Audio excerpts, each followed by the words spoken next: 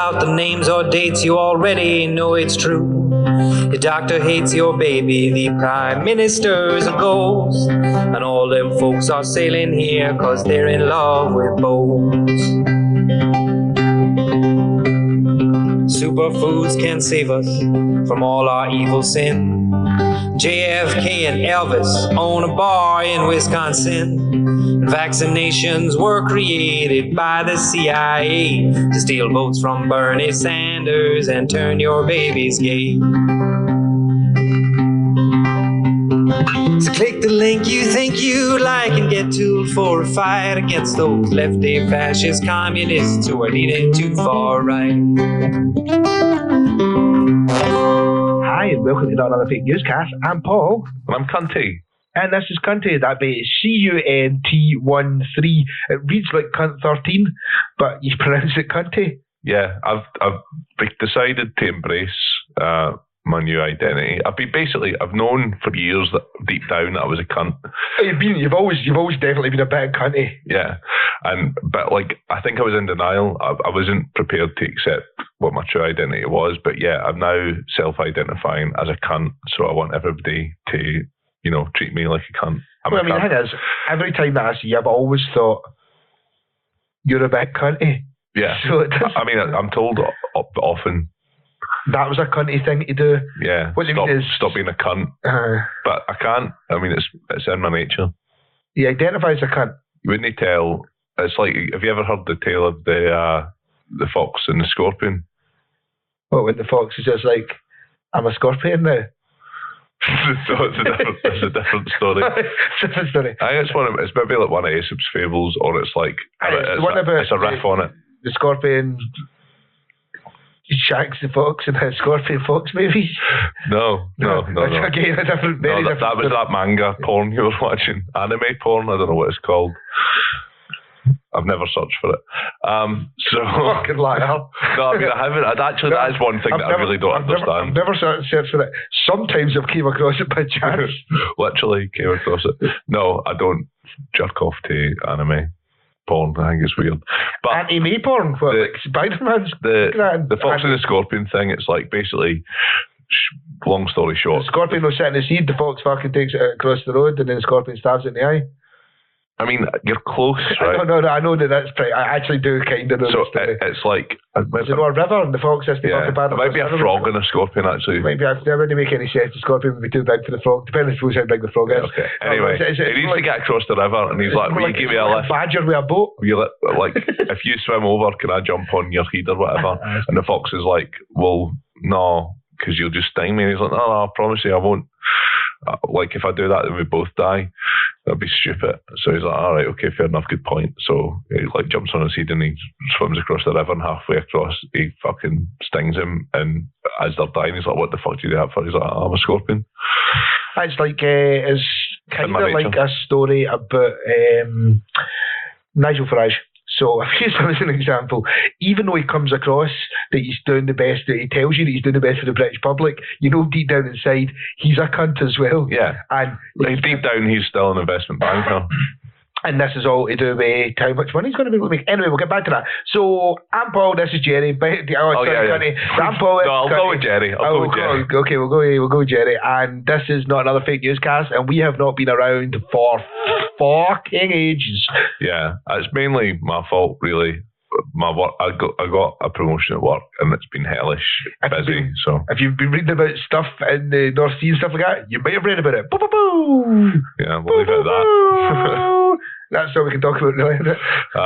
So yeah, I've just been hellish busy with work.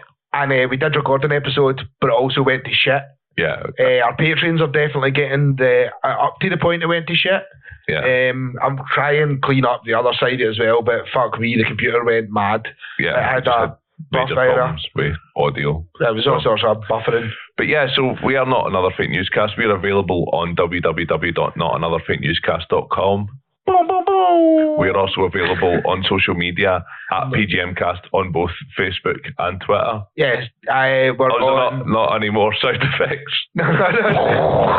Oh, shit. Bow down and kiss the ring. that's what fucking Tim Wisman used to do. Fucking hell. Fucking dark fast. We're also on patreon.com/PGMcast if you want to give money to something that sounds this good. This if you want to give money to something which is unreliable. To our Chinese listeners, because they weirdly exist, we have pig t-shirts with our mascot Hamilton and it's Eerie the pig. So if you want to ship t-shirts to China, give us a bell. Also, just check us out on Facebook. Just kidding. You can. VPN. But do you not end up in some bad jail? Whose phone was that? Oh, good question. Was it mine? It must have been. It was Discord on your laptop. No, I thought I'm muted. Surely. Well, I am. Well, I can only have been. Must have been my phone over there then. Must have I better go sort that out. Nah, it's cool. It's not. If it like someone could ring me. Aye. Sorry, Mr. Popular. Hundreds of folk ringing you on a fucking Saturday night, just like, hey, where's the party at? Where's Cunty? Where's Cunt 1-3? Come on, dude, it's Cunty, I tell you for. That's how you fix it. I'm like dead mouse of cunts. No, you're not. no, he's not. I just remember dead mouse is the dead mouse of cunts. Oh, there's loads of stuff that it's just came to mind that I think we should talk about quickly. So first and foremost, do you know that as of June, Britain are rolling out porn verification for adults? Right. So how does that work? I'm not 100% sure. I'm guessing you're going to have to drop a credit card proof. I mean, usually, so as a rule, on the internet, as things stand at the present moment, if you have to prove that you're over 18 with any kind of verification, it's usually used a credit card or debit card, but mostly a credit card that proves that you do that. They put it in, so you've got a credit card, you have to be over 18 to have a credit card. Am I still going to be able to watch manga anime porn? I mean, well, fucking watch a fucking scorpion fuck a fox. It's like, but you're a scorpion, you're just going to fuck you, just what you talking about, that doesn't make any sense. Oh, you're talking about the porno version of Biceps Fables. Aye. What would that be called? Facial Fables.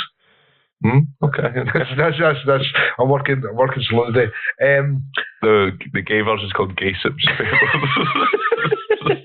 And that's why you should support us on Patreon. Singers like that. So what was I saying? So there's going to be verification coming in. So that kind of sounds like there's a possibility UK porn sites are going to be able to collect a whole amount of information on people. Right. So like the government are going to know what porn viewing habits are.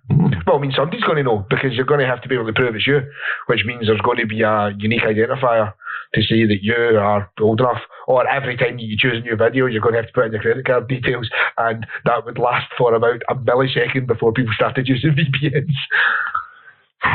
I mean, I guess folk will just use VPNs, won't they? I know. So the problem that you've got, actually, from a lot of the people online are talking about it, the people this affects are people who are not meant to be watching porn, the sub-18-year-olds. Not sub and dom 18-year-olds, to be honest. It doesn't really matter their sexual preference. Like, the sub-18-year-olds are less likely to have their credit card, being the fact that the doms would have that credit card, so I suppose... Maybe the subs have the credit card in their mouth. And they're like, and the doms are going, pay me, bitch. I don't know, something like that. Pay me, bitch. Yeah, pay me, bitch. But I mean, for a less than £30 transaction on this contactless thing, because your card's your myth. Anyway, what I was getting to with that is the people who are most likely to understand things like using the internet, bypassing stuff on VPNs and being able to lie about their age are the people who are less than 18. I mean, I'll tell you something right now. As a 14-year-old looking to find pornography on the internet, 14, 15, 16, like I was very, very tenacious. I mean, I just used to go down the woods and find random porno mags that would be live of it. All right. So you just used to go down the woods and wank? No, I got the porno mags and then wanked in a different location. Fair enough. Right, you know, that's what you... I mean, there is that you don't... It doesn't happen anymore, does it? Nah, it's just USB sticks for porn. Just like that. It's like... uploading porn to trees. It's like geocaching for sex addicts. Yeah. I mean, like... Do you still get like porn magazines? I don't know. Like, so remember there was a thing like, I mean, when you still have Page 3. You must have it in like really shite newspapers. Pretty much all newspapers now go page 1, page 2, page 4. There's no even a page 3. Like I know the Star, I think probably has it. Does it not? Probably not. I just can't imagine you being able to sell a publication to the general public at the present moment now that on the third page has got like a blonde 24-year-old called Cindy with her tits out. You know what I mean? Like I mean, I've definitely seen page 3, like, because we get the papers like in the tea rooms and stuff offshore. I've definitely seen like page 3s at some point in the last couple of years, but I couldn't tell you which paper they were in. I can't imagine as many. I think the Sun, as far as I understood it, the Sun had stopped doing it. So I'm guessing it must be the Star. Well, I mean, the Daily Star.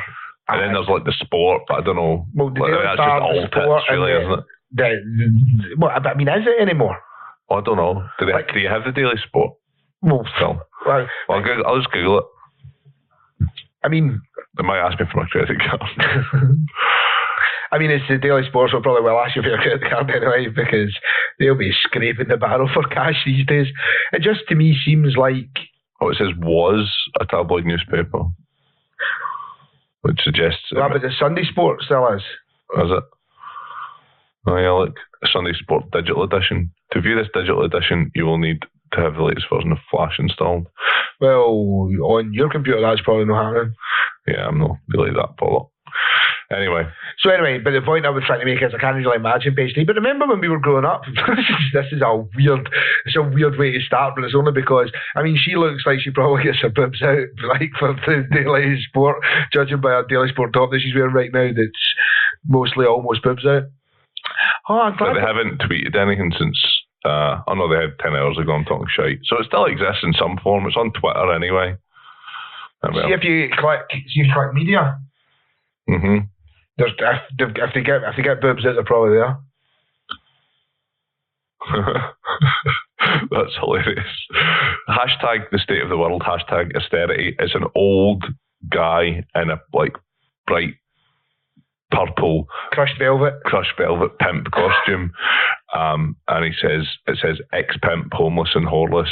Hashtag pimp lives matter, and he looks like he's begging. There's tits. Oh well, anyway, so we've really veered well off the subject. Like, this is a strange beginning. To any feminists tuning in, please don't turn off. No, it's actually not that. The whole point that I was talking about was that, so that's coming into play in relatively short succession in the UK, like, which will be then a control to make sure that everybody can view. Why are we doing this now, exactly? As in, why are we covering it, or why is it getting brought in? No. Why are you even mentioning this? No, I mean, why have what? I guess what's the motivation behind it? Is it just like a typical fucking Tory Christian values, Christian-y? I mean, that's right. Like, so I bet fucking Tory members of Parliament are some of the biggest users of porn in the country. It's a weird thing, because I can imagine a Venn diagram where you have people who watch porn, Tories, and paedophiles, and I was going to say, and children who shouldn't be subjected to porn. And I imagine you could probably have a Venn diagram where there's definite crossovers. There's an overlap definitely where all three of those merge. Interesting. But yeah, so anyway, so that's coming in the next couple of months. It's going to be interesting, firstly, how they're going to implement it, because I've not... It sounds like the kind of thing that would be like a personal crusade of Theresa May's, to be honest. Well, see, also, to me, it feels like, so this is a really easy sell, right? The reason it's a really easy sell is, like, because no one can argue the fact that it's really easy to see porn on the internet. Yeah. Right. And it's within everybody's best interest for children to not be able to see it. Yeah, I agree. So the thing that so you just bring that, you walk in, you need something that's fucking pushing through a fucking, like, so see if this was in the US, that's a bill that you attach something about fucking putting a pipeline through a Native American reserve. Do you know what I mean? Yeah. Because nobody's ever gone against it. So it's a feel-good story, but what I mean is, like, well, it's definitely a feel-good story if you get your credit card, you know what I mean? Anyway, I'm still continuing that noise. It's just, we should get, so I was thinking about this as well, a bit off subject. We should get a soundboard for in here, do you think? Really? We're going to be like a shock jock? No. It's Paul and Cunty. Boo, boo, boo. Bow down. It's the ring. I don't know why. It's just, do you not remember Tim Westwood used to always say that? It's like Street Sweeper. That was when I used to get shouted across a lot of rap tunes. Street Sweeper? Ah, man. DJ K Slate was the Street Sweeper. All right. Ah, man. I had a version of Anti Up that was ruined forever because he fucking shouts Street Sweeper over the top of it. It's brutal. I remember like Funkmaster Flex used to do a lot of shouting. Funk Flex 2003. A lot of shit like that. Jerry used to listen to rap 2003. Talking about porn. Right. Just because I was just thinking about what you were talking about, like, do you still get page 3? Remember when you used to go into like corner shops, local wee shops and stuff like that? Oh yeah, Brimful Asher and all. Yeah. When you used to be listening to albums in your 45 and there was always a top shelf. Always dancing behind movie scenes. Yeah. Behind those movie screens. But the thing is, there was a lot of them in there that didn't care about any government warnings and would just promotion of the Simple Life or the dams they're building. This. You know the place. So there was always a top shelf that had like porn on it.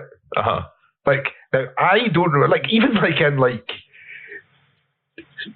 what is now Morrison's, but essentially Safeway, where it was, in places like that, Tesco had like porn. Aye, man. Really? Like, I mean, like softer than the was it like Razzle like Penthouse or Reader's Wives, isn't it? But like they had that kind of like Loaded and Front and all that sort of shit. They had stuff, FHM, but I mean they definitely had all of them. I mean, like Maxim and stuff like that. But those things almost certainly don't. Do they all exist? Well, surely not. I mean, like they imagine they do, but they've rebranded to make them less fucking sexy. I wonder if FHM still exists. I mean, it was a pretty successful magazine when I was a kid. I mean, like a teenager. What was the two that they also done that were like trash mags for boys? For that kind of.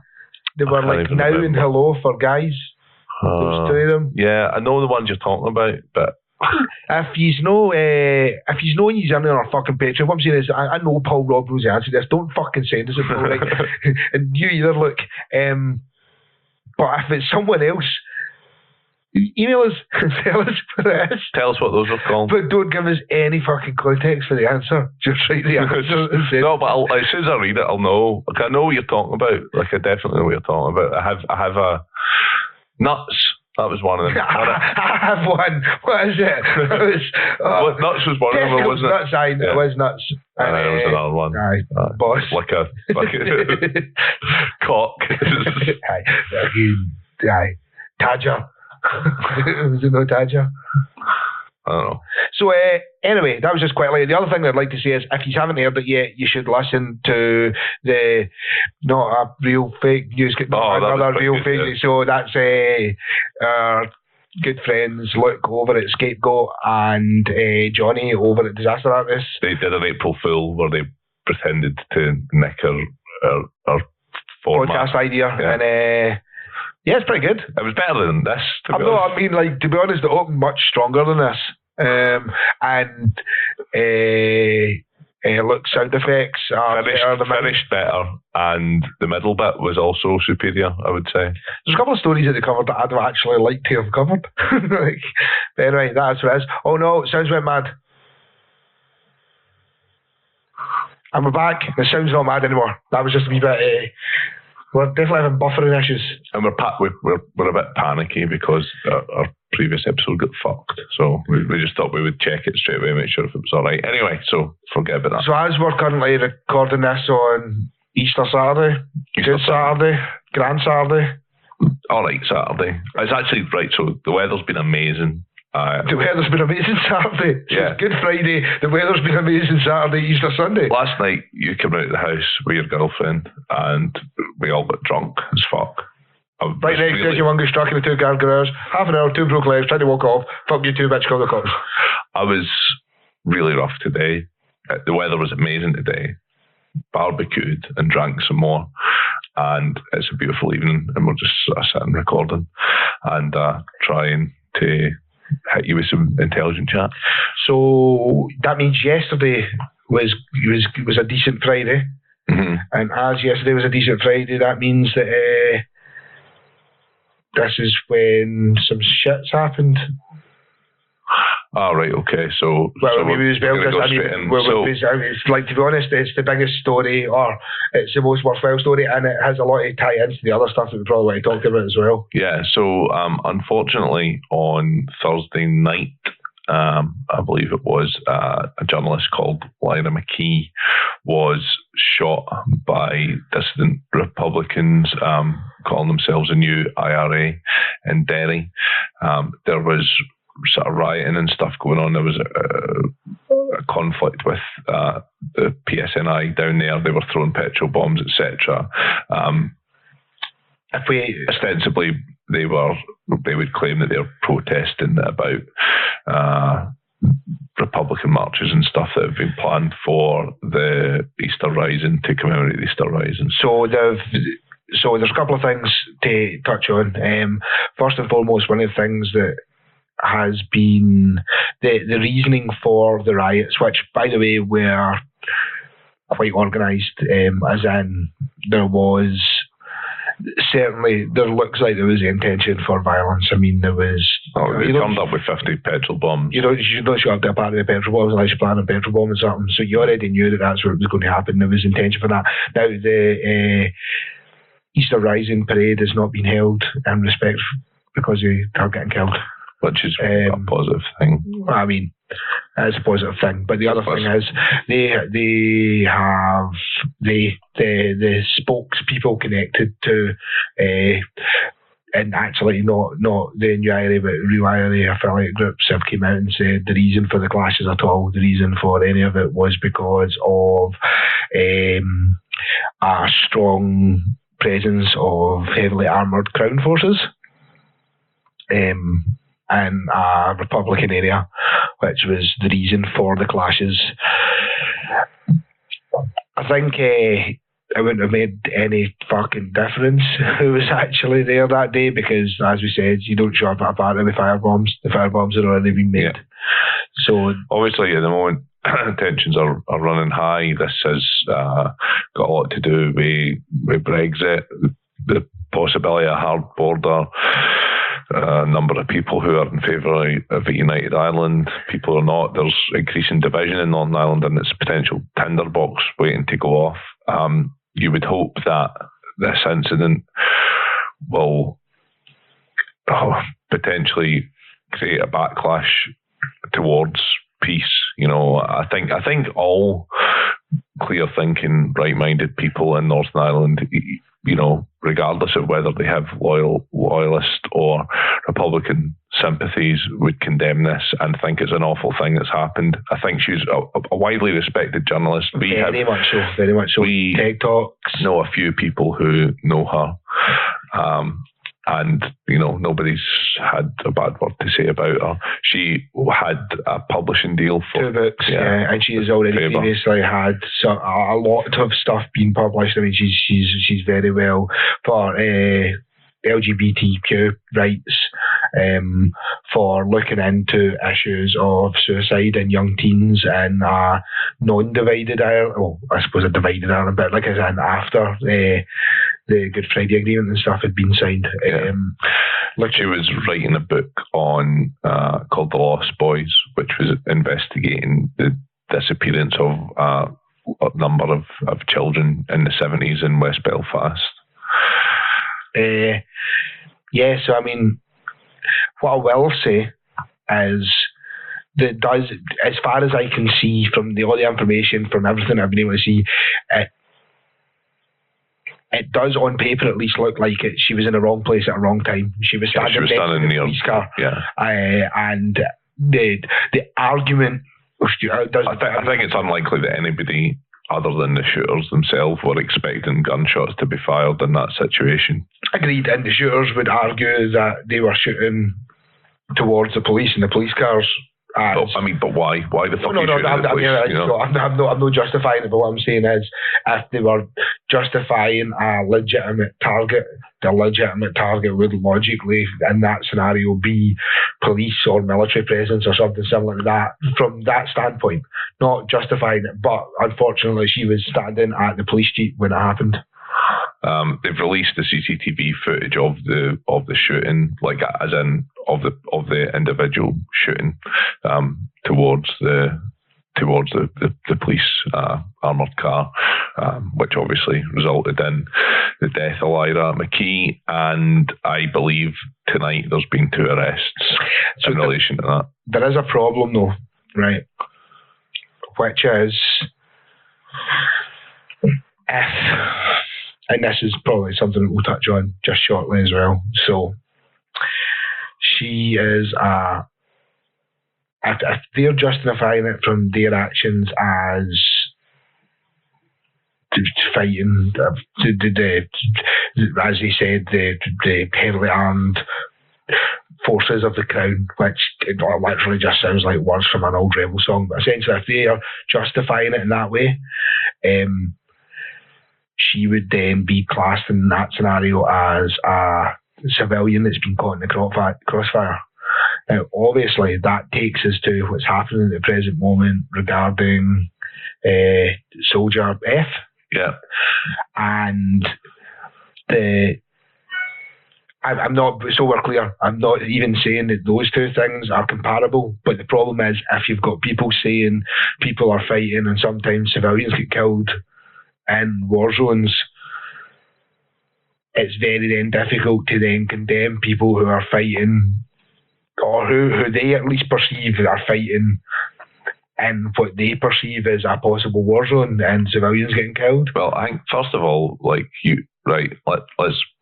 just clear one thing.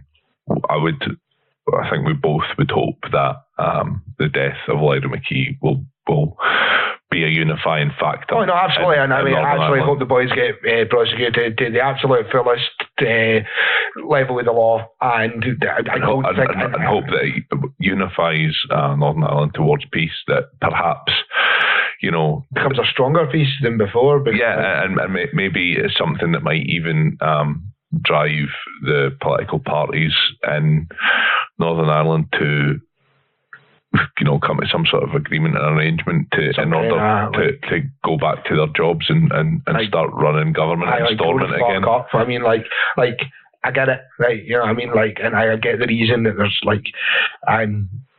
we grew up in the west of Scotland, do you know what I mean? We've been very aware of how certain things and clashes and stuff like that have happened. You know what I mean? We've been witness to things because of as a kind of subsidiary result of things that were happening in Northern Ireland. We've witnessed things like that before because of where we grew up, because it's weirdly connected for some reason or another.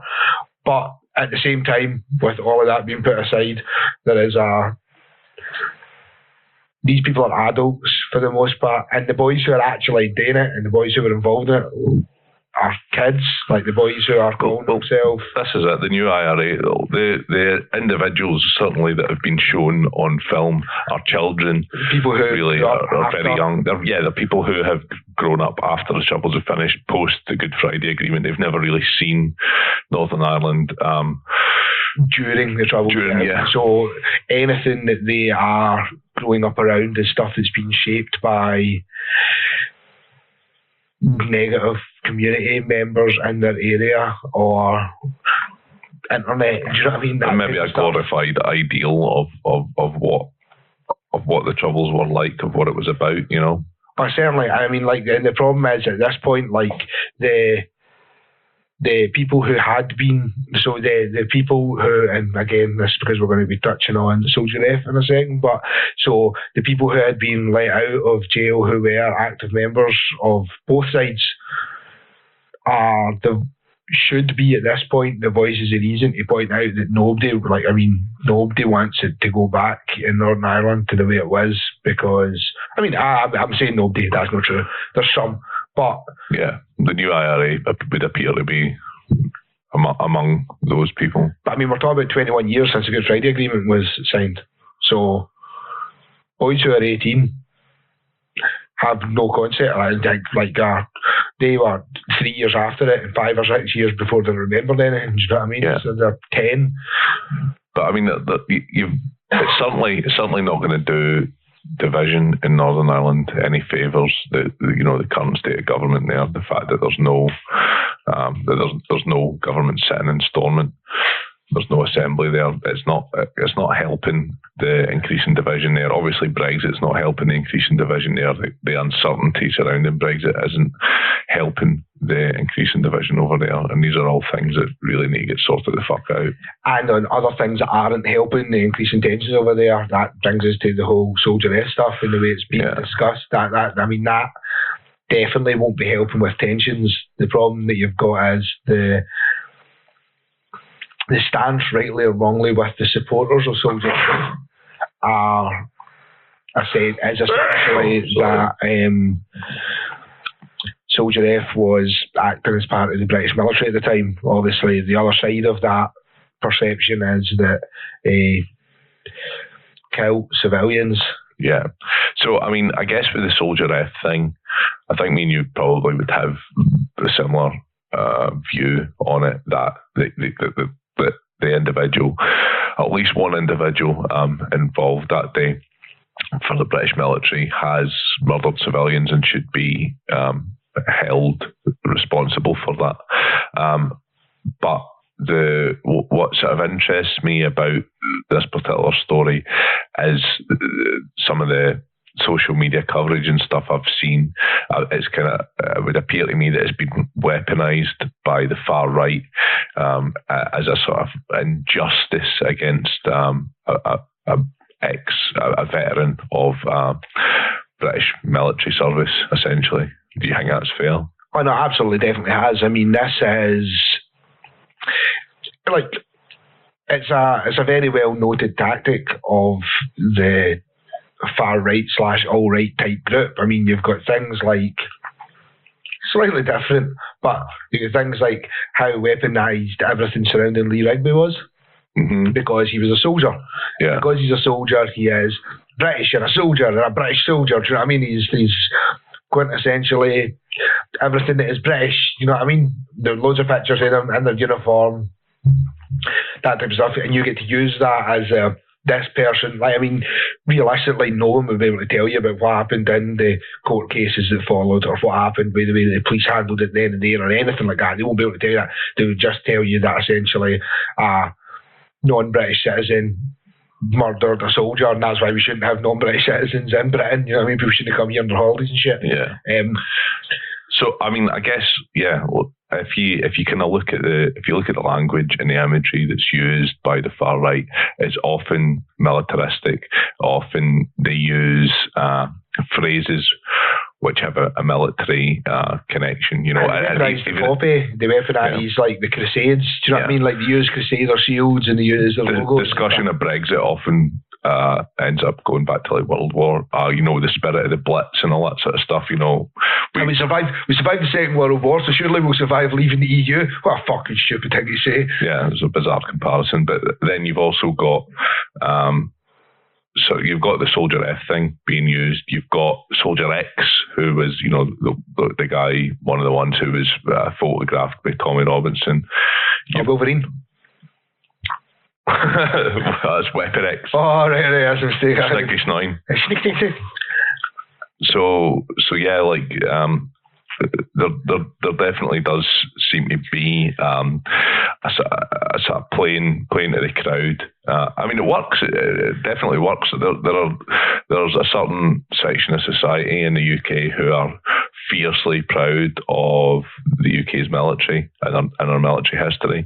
I mean, I can understand that in terms of the Second World War and stuff, less so obviously the recent conflicts that we've been involved in, but yeah, the sort of some of the things that I've seen coming from you know, sort of pro right wing news sources and like bloggers and pages and stuff on Facebook's all been about the horrible injustice against Soldier F, and there's been kind of viral picture that is basically says this is Soldier F standing saluting like a guard of honour or whatever.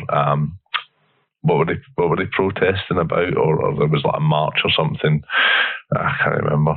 Me and you were talking about this the other day. Possibly. I mean, I know certainly one of the things that people seem to be quite nippy about is the fact that the BBC didn't particularly cover in enough coverage all the ex-vets that were done a bike, I'm presuming motorbike, but a bike. Aye, was it not that then? I thought, yeah, Soldier F protest, thousands of bikers demonstrate in London over, demonstrate in London over Bloody Sunday prosecution. So this was last Friday. Yes, and you said, but BBC and stuff haven't been covering it. But interestingly, that's the same argument you'll hear from the left and the far left regarding when they have protests, that the BBC don't cover the protests properly, or don't really show the protests, because like you will regularly see, right, I don't want to fucking shock these, right, so I know most of these are listening are probably a bit more left wing than right wing for the most part. That's generally how we find our listenership is. That's fine, but I don't want to fucking shock these, right?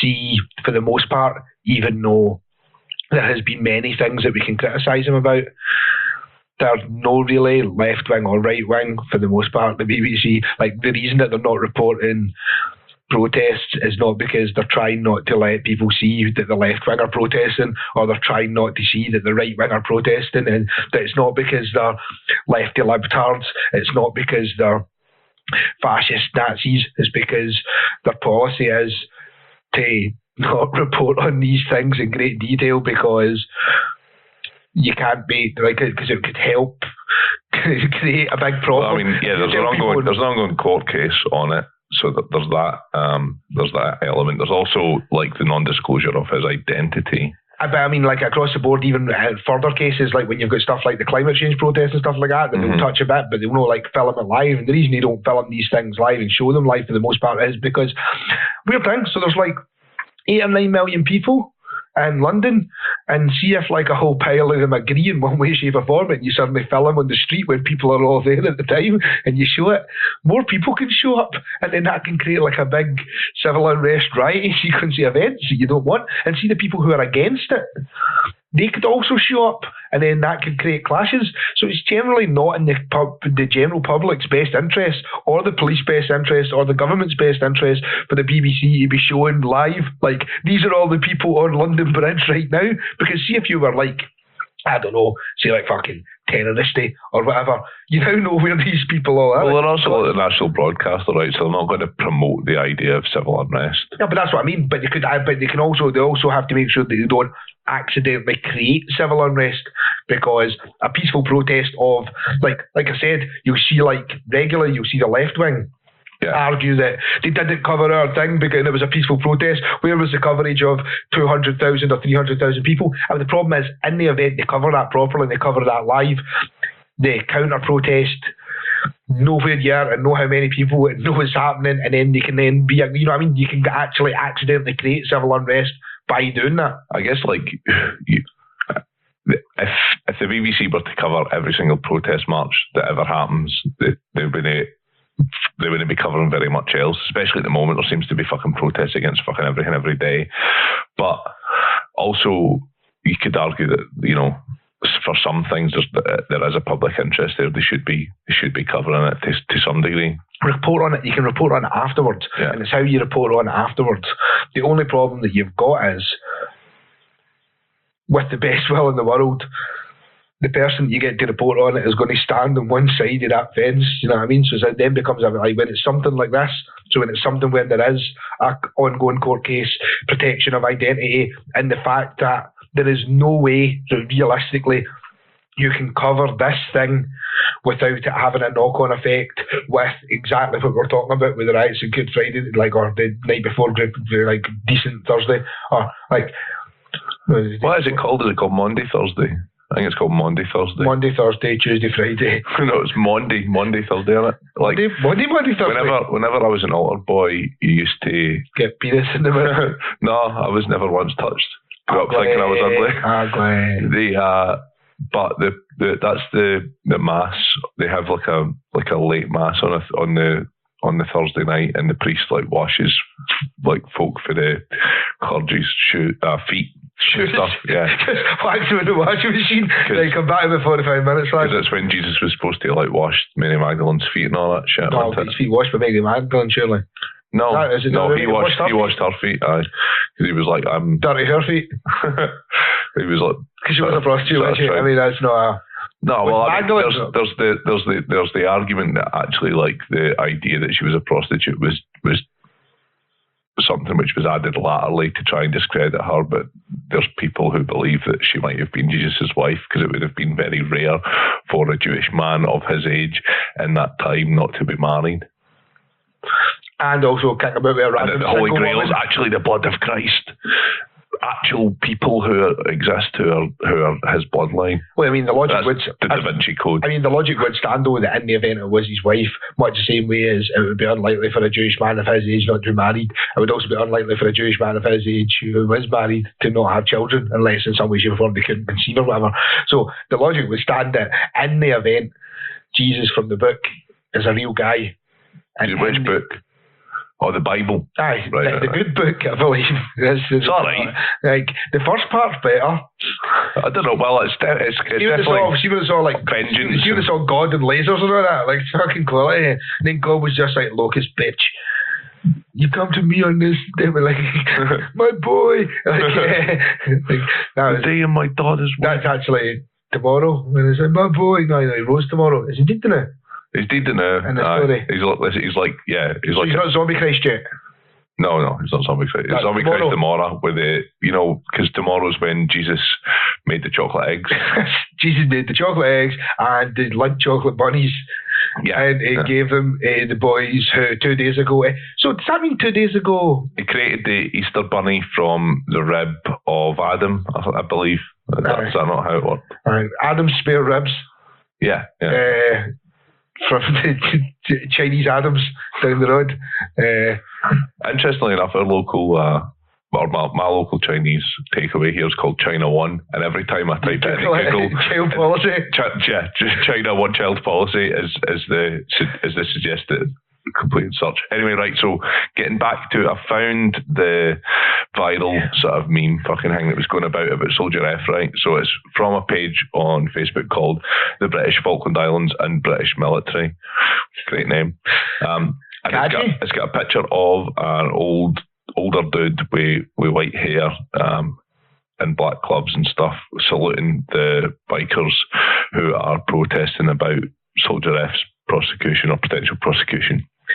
And there seems to be a lot of it purports to be a picture of Soldier F saluting, essentially. It says, this 76-year-old man marched with thousands yesterday. He stood and saluted all 22,000 riders as they passed. Look at his posture. Look at his determination. He stands tall. He stands proud. He is not buckling. He is not flagging. He is not defeated. He stands shoulder to shoulder with his brothers in arms. He actually doesn't, because if you look at the picture, somebody's got their back to him, right? There's another guy in front of him. That guy is not an athlete. It looks like not, but it looks like, I mean, weirdly, it looks like the person that's in the front seems to be telegraphing that they're ex-para. That's the para colours, and that looks like the para badges on their t-shirt. By that, I mean paratroopers, not the paranoid people. Yeah, that guy looks para. Right, so it goes on. He is just another face in a sea of faces, but somehow he stands out. He is a proud soldier. This is Dennis Hutchins. So it names him. This is the man our government has thrown under a bus and abandoned. He is fighting back, as we all should. Write to your MP, write to the Prime Minister. If you can make it to a protest, then go express your outrage on social media, make others aware of this witch hunt, stand with Dennis. So, yeah. Stand with Dennis is a fucking terrible slogan. Hashtag stand with Dennis. Would you not argue, though, that he's actually got the look of a man that's thinking, I could kill all these civilians?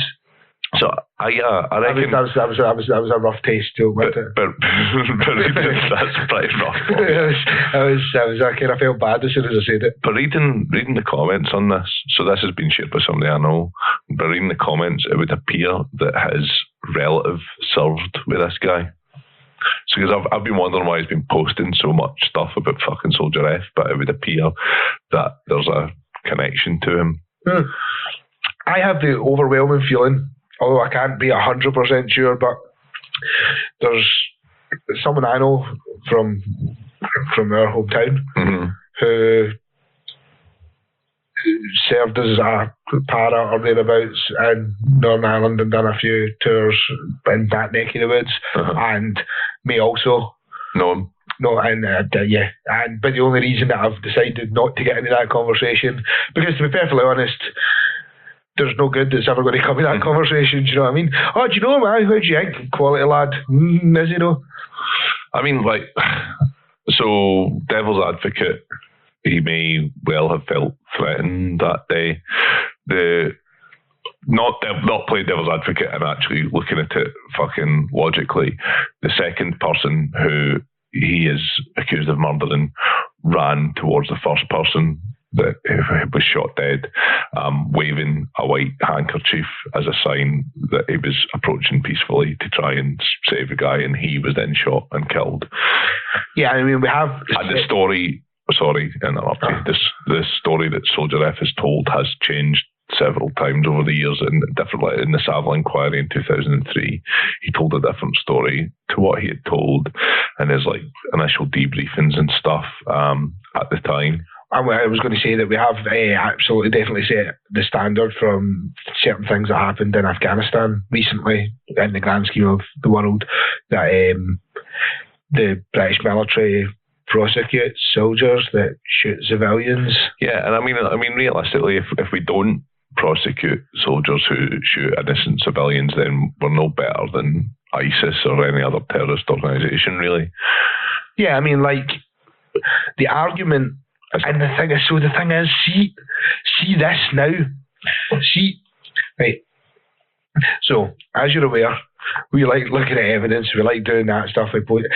See this right now, this story, this thing, like, this no good can come of from any point of view. It's going to fucking create the ex-military and stuff like that who, not always, but have the tendency to be leaning towards right-wing ideologies, getting all flared up and fighting and arguing about, you know, British sovereignty and all the other stuff that goes along with the whole Brexit stuff. You've got a fragile Northern Ireland at the present moment anyway, because you don't know what's going to be happening with the fucking border that causes problems with the Good Friday Agreement. And tomorrow you've got the Bloody Sunday Massacre Day, remembrance, things that will be happening in some places in both Northern Ireland and maybe even Southern Ireland. You know what I mean? That was the Easter Sunday, was it? Bloody Sunday? Was it not Easter Sunday? No, I don't think so. Is it not the Easter Sunday Massacre? Is that what it was called? Is that what Bloody Sunday? I don't know actually. I thought those were the. Well, I thought they were both the same Sundays. No, I always thought they were the same Sundays. It was definitely the one that Bono sang about. Aye. So, Bloody Sunday, the Bogside Massacre, no, it was an incident on the 30th of January 1972 in Bogside. So Bloody Sunday and Easter Sunday Massacre were different. I don't know what the Easter Sunday Massacre is. Is that not? Oh, let's have a wee look. Easter Sunday Massacre. I mean, obviously you had the Easter Rising. Easter Sunday Massacre appears to have been a thing that happened in Ohio. Is it? Yeah. Yeah. By a guy called James Ruppert. He's an American murderer who was responsible for one of the deadliest shootings inside a private residence in US history. On Easter Sunday, March 30th, 1975, Ruppert murdered 11 family members in his mother's house in Hamilton, Ohio, in what has been referred to as the Easter Sunday Massacre. See, this is tough then, because an Easter Sunday Massacre exists, and because you've got the Easter Sunday Uprising, and then because you've got a Bloody Sunday. Bloody Sunday. I mean, there's a Sundays and Easters. Just saying, keep a look out for them. Shit goes down those days. And Jesus rose from the dead. Yeah, he did. That definitely happened. So all of those things all happened on Sundays, apart from Bloody Sunday that happened in January. Yeah, 30th, 1972, I think it said. Yeah, so I mean, that was a bit off subject. Was a touch. A bit weird. There was a lot of words we were talking about. They were all interconnected by the fact that they loosely sound the same. But the long and short of it, so do you think it's convenient or in some way a ploy to choose to. This is the point that I was getting at when I was going on. Like, I thought that's maybe where you were getting at. Why would you just like see? So you're the British government. So you're British government, and you're prosecuting all this, right? And whatever format, whoever's doing the fucking legal red tape, like realistically, the Prime Minister or the Cabinet step in and say, we can't be doing this right now because it's only going to fucking add fuel to the fire. Like, we have a fractured society at the present moment. Right wing and left wing are already at each other's throats. The BBC and multiple media outlets are getting fucking slandered about the way that everything's being reported and that people are being lied to all over the place. You have a very, very fragile, non-working government, Northern Ireland, that even the Tory party need to keep on their side because it's the only thing that wins in fucking votes, and they don't know what the outcome of Brexit's going to be. You've got the fucking bi-monthly visit to the EU to ask them to extend their fucking our Brexit deadline. So now we just, to be honest, we should probably set up a web portal for that because it'd save fucking time and money because of how often we seem to be doing it. But the point is, like, why? Well, like one of those, is this a traffic light? Can I call the traffic lights things on it? Have you agreed to anything yet? Just yes or no. And it'll always be no. But the point is, like, why now? Why now? Like, I mean, or why would you not hold off until, like, the timing of it does seem odd, but then, like, what do they stand to gain out of it? Just a little surge of public support behind, or is it right? Okay, so do you think it's potentially to remind people of if there's not a hard border, what the troubles could be like? You know what I mean? Like there is no doubt in my mind that as all of this happened and as questions regarding the hard border being put in place, that there was people who already had, on both sides of the fence, very radicalised or very, either they had been radicalised or themselves have always had very radical notions of where Ireland should stand in this whole scenario, and they were using it and waiting for an opportunity. And, like, you know, the joke that we'll tell when we're talking about is like boys out in the peat bogs digging up the guns that they didn't hand in during the armistice and stuff, that kind of stuff. Like, there's a whole tongue-in-cheek bit about that, but it's not really tongue-in-cheek. I don't believe by any manner of means. Like, I do firmly believe. So that's, yeah, I mean, you've got a prime example is you've got a young boy using a pistol and shooting, you know what I mean? Like, so, yeah. So I'm not under any illusion that those people were there and existed. So, like, right now, what, like... I mean, there's a certain subset of people who are dying for it to kick off again. Oh, yeah, absolutely. And like, there's money to be made.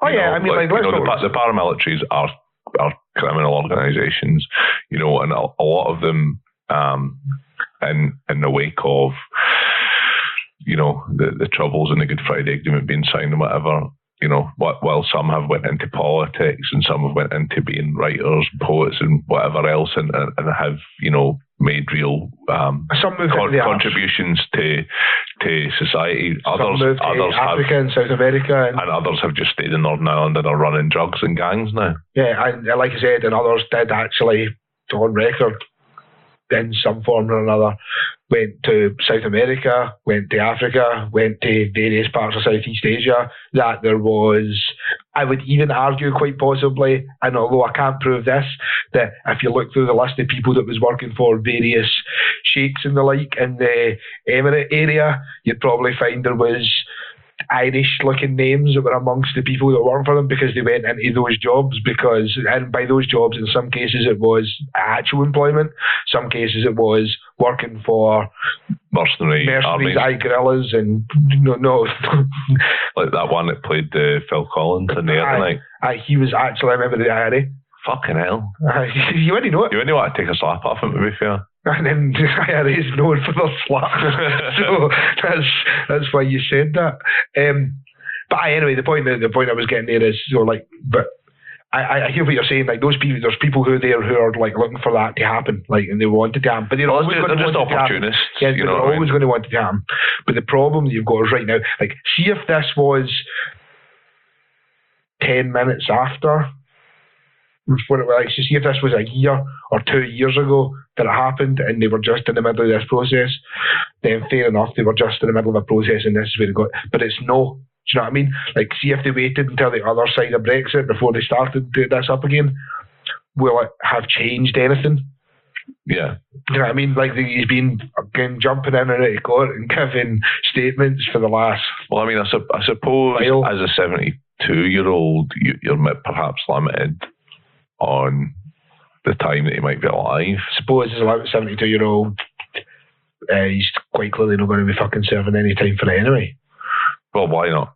Well, what are you going to do? Give your 72-year-old life? Why not? Well, I mean, you could fucking shout loud and deal with that.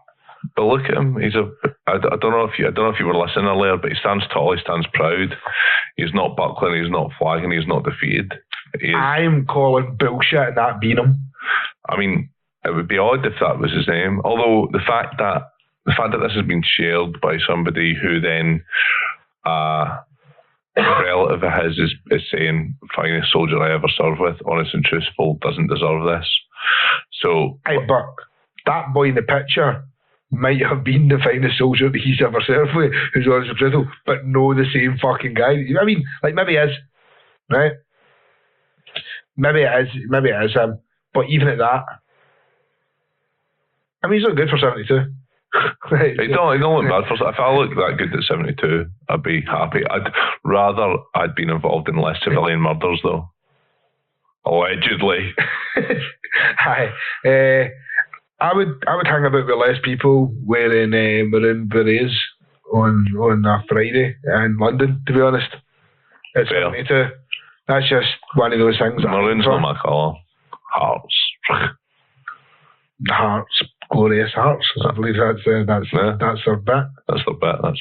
Grum, that was for you. There you go. Shout out to Grum. Everybody gets one. We'll be looking forward to a certain Kelly fan hearing a certain Kelly song soon. We'll also be looking forward to Pumping Hearts in the Scottish Cup final when they treble. I think that's the first time I've actually made a direct reference to the football team I support. Treble. No, you haven't. Treble. Put on your dress. I don't think it is, because we have had. I was going to use a derogatory term for them, but we have had. And they all know this, like, they're not under any illusion. They've been in our studio, they're very weird things. But we have seemed to have had a weird plethora of... Yeah, like everybody we've interviewed has been a Rangers fan. At the other side of the fence, from where I don't think it's... Do you think people actually didn't know? Have we just lost a pile of listenership and just like, fucking Tim's getting them turned us off? Just like, I liked them so... Even I had no real concept that they were Tims, but I agreed with them so much. If you're going to stop listening to us because we support Celtic, then, that's pretty petty and silly. I would like to think our listenership's more intelligent than that. All right, no. It's just more intelligent than that. That's what I said. No. We know it's all fun and games. So back to Soldier F. That might be him. Do you think that stands for fuckwit? That's fucking hell, man. What? That's what it stands for. Oh, right. It's just Soldier fuck. Fuck's sake. Fucking hell. It might stand for Soldiers Fabulous. Maybe that's why you look so. Maybe that's why you look so dashing. Yeah. That's by the play. Way, those are definitely gloves of a rapist. I mean, he's standing. He's just like, well, everybody that support me, they're all going to be wearing maroon. There's going to be a lot of guy in motorbikes. What should I do? I should put on my black murder coat and matching rape gloves. Because nothing says he's innocent. Like dressing like a fucking baddie doctor in the Dick Van Dyke Show. Well, he does look a bit like a Bond villain. He kind of looks like he should have a Russian accent, to be honest. It looks like a questionable doctor in Murder, She Wrote that turns out to have been killing the patients. I wonder what this medal is. It looks like an Argentinian flag. It's a medal for serving in Argentina during the Falklands War. Irony! I mean, it is on the British Falkland Islands and British military page. I can't believe that's a page. Anyway, so I think have we done Soldier F to death? or what? Allegedly, is that covered now? Right, so we've covered Soldier F for the most part. We've covered what happened in Northern Ireland, so we're clear. As much as we'll joke and we'll piss and we'll joke and piss, so clear. As much as we'll joke and piss about and rip the piss about stuff, no matter. You can, and you know what? Every now and then we'll get a fucking raging lunatic that sends us an email to tell us that we've had some fucking belters in our time, but. If you serve in the British military and you've been fucking shooting civilians and they know it, you deserve to get fucking prosecuted regardless of your fucking age, regardless of how fucking scared you are. Like, it was scary and I was getting shot at. That's literally the entire job description in the fucking army. So, in the nicest possible way, like, there's no sympathy for that from me, that I don't end in me from the Paul point of view. There'll no be, do you know what I mean? I don't know where, I can't speak for Jerry, but I can honestly say you've entered into the army. You have to be able to show some fucking restraint. And I'm not saying that it's always, like, they show he's got psychological issues or whatever, then fair enough. But see, if he was complete sound mind and he was just fucking shooting innocent people, because, there's a sadistic part to that. And at the other side of it as well, we absolutely, on record, 100% condone fucking anyone who is being Republican and claiming to represent a Republican cause and shooting at fucking innocents and protesters and police and fucking journalists and killing a journalist out in the street in 2019 and fucking Derry and anywhere. Get a fucking grip. Aye, but that's what I mean, anywhere. Like, and honestly, I think, like, we have lost a truly fucking bright, intelligent, witty, fucking kind, gentle, and incredibly promising human being who could have done a lot with her life. Who could have entered into politics and changed the way that Northern Irish politics works. You know what I mean? Or who appears to have been a real talented investigative reporter, like who was doing interesting work, respected by multiple communities. Yeah. And did a lot of cross community work. This is the exact antithesis of what she stood for. Represented gay people, represented women, represented a whole shitload of things, but didn't do it in as far as anyone that's been dealing with her has ever said, like, in a completely, didn't do it in an offensive way, done it in a clever way, and done it in, like, and engaged people properly. And the reason that has happened is because, unfortunately, for these won't accept this, I'm saying this as if they're fucking, like, they're all fucking tuning in to hear us, you know what I mean? It's like, all these 19-year-olds. Thanks for Blind Boys finished now. We can get not another fake news guys. We're going to listen to the Scottish guys tell us off. But it's like, that'd be a mental scenario. But on the off chance you're listening to this, stop being cunts. Stop shooting cunts, man. Like, I hope they get done. Well, they will get done. They're CCTV video. They're shit terrorists. Like, let's be honest, they're really shit terrorists. They're rubbish. People aren't scared. Well, people aren't scared, and also, like, they've been caught on CCTV with their faces shown just shooting people. Like, that's really rubbish terrorists. And there's definitely boys that live in Derry that you could have got references at. You wouldn't have got there. The original IRA would have been caught doing that. No. You know what I mean? No, absolutely. One thing you could say about it. Fucking hell. Right, but yeah, so it's really fucking sad. We're sad to see her go. And like I said, my stance is essentially... And it's totally avoidable. Yeah, it's avoidable. It should never happen. It should never happen again. And anyone who is helping, anyone who is pushing that cause, who is a fucking adult, needs to have a serious look and think about the scenario they're going to cause. But the other side of that, Soldier F also deserves to go to fucking jail for killing civilians as well. But let's hope that Lyra McKee's legacy is that, she galvanises the peace process in Northern Ireland. Like a unified Ireland. Yeah. I don't mean like no, but you know what I mean, like as in it brings together the both sides of that fight and stops that fucking fight. Yeah. Let's hopefully this is a wake up call to Northern Ireland. We're talking about terrorists, so let's talk about Shamima Begum.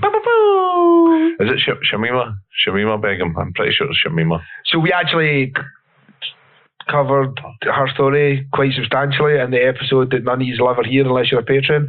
If you want to hear this story, sign up to our Patreon and you'll get to hear this. Essentially, the thing that's came out in the last week is she is getting some of that sweet legal aid. Yeah. Now, I got into an argument with someone who I'm quite friendly with, who is a member of UKIP. Genuinely. Right. And I'm like, I get on with her very well. I've known her for a long time. It just so happens she's also like a mad racist. But that's not because I hang about with racists, but it's one of those unfortunate, it's a nurture over nature scenario. Do you know what I mean? It's a casualty of growing up where we grew up, that she has some weird ideologies, especially regarding you. So she was telling me how the reason that they're not allowed to strip the citizenship from her is because of the EU rules. And I was like, that's fucking no. It's actually the exact opposite. The EU have said before in court that you can do it. It's pretty much our laws and other things that are coming into place that prevents it from being able to happen. You can't make a person stateless, and she's not a citizen of any other country. Yeah. She is a British citizen. But the EU... And her now dead baby was a British citizen too. So she's now getting legal aid to fight it. It's kind of hard to tell where that's going. We're mostly just touching on that in the grand scheme of things because there's not much we can say about it. Do you think that she should have legal aid? Honestly, well, as I said in this thing that nobody can hear unless they join our Patreon, I mean, I don't think she should have legal aid. Really? But that's only because I don't think it should be at this stage, because I think that she should be able to come over, be held under the Terrorism Act essentially, and be psych-evaluated until they decide whether or not she is or is not radicalised. A threat. Aye, and if there's any information you can get off her. So regarding legal aid, I don't think we should be in this state. You know what I mean? I don't believe that any good will come of a court case. You know what I mean? It'll be a long and drawn out case, because the problem you're going to have is at the end of the day... Given the fact that she has to go to court... But she doesn't.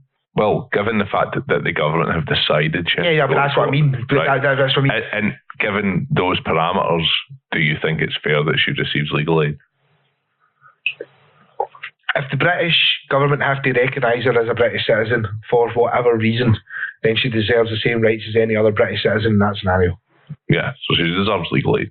Yes, based on those, but like I said, based on those parameters. If you were Jeremy Corbyn, would you have made a point of defending her right to legal aid? Well, yeah, so I would, again, if I was in the scenario where I was the leader of the opposition, I would certainly, if we had to recognise legally that she was a British citizen, then you would have to argue the fact that she deserves the same rights as any other British citizen. Now, I'm being very political with my answer, because essentially Jeremy Corbyn has proven himself to be very capable of saying very little on things that he doesn't want to speak about. Oh, no. Like Brexit and Europe and stuff like that. Yeah, because he's anti-Brexit. Brexit. He's pro-Brexit. Yeah, I mean, anti-EU, sorry. Yeah. But so why is he made a point of defending her right to legal aid vocally? Like, would it, I mean, if you're just trying to make yourself electable to cunts. That's not what he's doing though here. I don't believe that's not trying to make yourself electable. Well, it's not, because it'll make you incredibly unelectable in a lot of people's eyes. A lot of people who already hate him, to be fair. Yeah, but I mean, so I would argue that he could have just said nothing as well. All the things about that, but I don't think that he can say nothing. I think he's been pretty good at saying nothing about Brexit. But the reason he's been pretty good at saying nothing about Brexit is because he's pro-Brexit, because he's anti-EU. But the thing is, we know that. So the problem is his party stance is anti-Brexit, right? But his personal stance, no matter what you think, his personal stance is definitely anti-EU, and as such, logically, no matter what the outcome is, be it a hard Brexit or one with a deal, but he is pro-Brexit in some form as a person. We know that. The thing is, that shouldn't be any shock to you if you understand his political decisions that he's ever made or the things that he supported. He is pro the dissolving of unions, but weirdly also pro-unions, but as in pro-workers' unions. But he's pro, like, the breakup of countries. He is regularly supported. Like, the reason people do label him as a friend of terrorists is because he worked to try and help unify Ireland. The reason, the reason that people have got issues with him, with varying Russians and stuff like that he's dealt with, is because, I don't know if you're aware, but the entire Eastern Bloc, kind of from about 1985 to about 1998, was an absolute shitstorm of madness, where there was a whole load of people fighting for a whole load of land, and he was very interested in helping brokering that, and you know what I mean, like making countries unique, sovereign, standalone countries, because he believes that, because that's who he is as a person. But he also is very, and he's on record from the Free Nelson Mandela stuff to pretty much fight across anyone that's ever been being wronged. He is the type of person that he is the type of person who supports the underdog in those type of scenarios. So, like, is she being wrong? She left and joined ISIS, so, you know, like, is it not right that she is, you know, treated as a criminal? But I don't believe that's what the government are doing. I believe that, and because she had joined ISIS. Yeah. Oh, well, if this was, and I don't really want to make it a gender thing by any manner of means, but see if this was a male in the same scenario, I first believe there would be nowhere near the amount of discussion, and in the event he came back... Yeah, there wouldn't be the amount of media coverage. And in the event he came back, he would be held as a terrorist. I think what's shocking is that... Would you not agree? A man came back who had left and joined ISIS, and they knew he was an active member of ISIS, and they had proof of that when he came back over here, or tried to come back over here. He would be held as a terrorist. Yeah, I'm fairly certain that's what would have happened. Yeah. So my stance in that. Why should it be any different for her? Yeah, my stance is exactly. Now, when she was pregnant, it was maybe different. But they were trying to prevent her even coming back to the country at all. I know, but which they have historically done to other people, and nobody gave a fuck about it. I bet it's only probably because nobody knew about it for the most part. Yeah, right. True. So. And there is obviously a lot ties in with how she kind of came to light, how she was discovered by that Times journalist in the refugee camp and everything else. So it kind of became a story before perhaps even the government knew about her. And she's also actually in a pure fucking run of luck for her. She's a before and after story. Do you know what I mean? Like, because when she left, it was reported on. Yeah. They already had some kind of sexy story of where is she? Oh no, she's left to join ISIS, and it's just like, she's back, she's ISIS, eh? You know what I mean? But they were able to just she's back with even more ISIS. Where is she now? Like a before and after picture, like before ISIS, after the ISIS plan. I lost £300 in the ISIS plan. I lost 3 wins in the ISIS plan.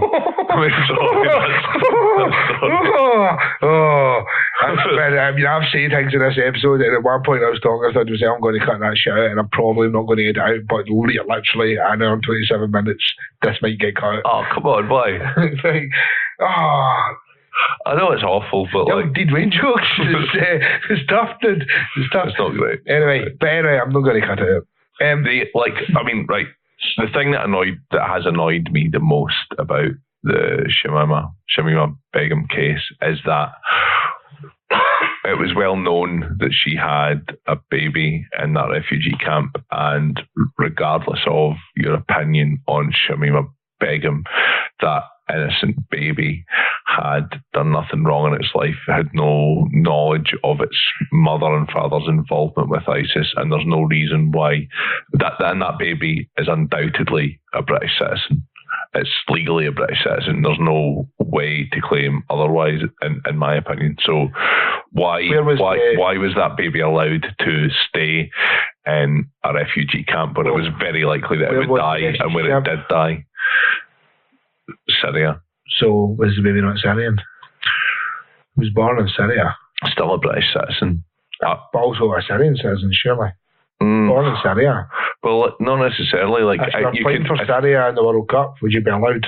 Okay, we'll put it this way. So my friend's child was born in Dubai. It's not an Emirati citizen. It's not a citizen of United Arab Emirates. It's a British citizen. But is that not more a component of, with no disrespect to the Emiratis, is that not more of a result of the way that the Emirati community is much more close to the fact that they want a very... Well, it's just how their legal system works. You're not a citizen unless you are born of from Emirati stock. Yeah, born of an Emirati parent. Yeah. Yeah, but that's what I mean. But that's the. But they could be born. They could be born in the UK and still be considered an Emirati citizen. Yeah, they could. But that's what I mean. The problem is that they would also probably be eligible for British citizenship, although not necessarily. Well, see, this is the thing. So, as I understood it, if you were born, like, so using things like when we're talking about issues that happened over the old, like, Windrush case and stuff like that. So, like, the folk who came over weren't British citizens when they came over, but their children are British citizens. They were born in Britain, they became, you know what I mean? So that's a British citizen. So by the same logic. But they would have been registered as a British citizen from birth. So would the child that was born in a refugee camp? I'm pretty sure that child isn't registered as a Syrian citizen. That's right. It's in a refugee camp for a start. So even though the child was a member of the refugees. Oh la la la. Refugee camp, Cypress Hill. Cypress Hill? Ah, man. Biddy Bye Bye. I don't know that one. It's Cypress Hill and the Fugees doing a version of Biddy Bye Bye. It's quality, man. Is it good? No? Oh, it's real good. It's like real good. So any recommendations? Lauryn Hill's actually a pretty good rapper, by the way. I'm going to put that out there. Nice. Change my mind. I'm going to have a picture of you sitting at a desk with that written in front of you. We should start doing that. Change my mind post. I'm trying to think of good female rappers that I like now. Missy Elliott, man. Yeah, she's good. Yeah. Who else? Azealia Banks isn't a band, actually. I mean, the thing is, like, I kind of like... I mean, she's a cunt in real life, but like her lyrics on that aren't too bad. I like Eve, but I like most of the Rough Riders. I'm not mad keen on Eve. Like you can't not like Rough Riders because anybody that's led by a man who 50% of his song goes from dogs to the pugs, drag all beer, Rough Riders. Does lots of stuff like that. So it just sounds like DMX. DMX. Oh, right, yeah. That'll be why. Yeah. That man X. He's a fucking fanny. I went to like the same skill as like, man, I did this all the time and I don't always get it right. So it was like him, Busta Rhymes, Notorious B.I.G. and like Jay-Z or something like that all went to the same school. Notorious B.I.G. Yeah. Busta Rhymes. Yeah.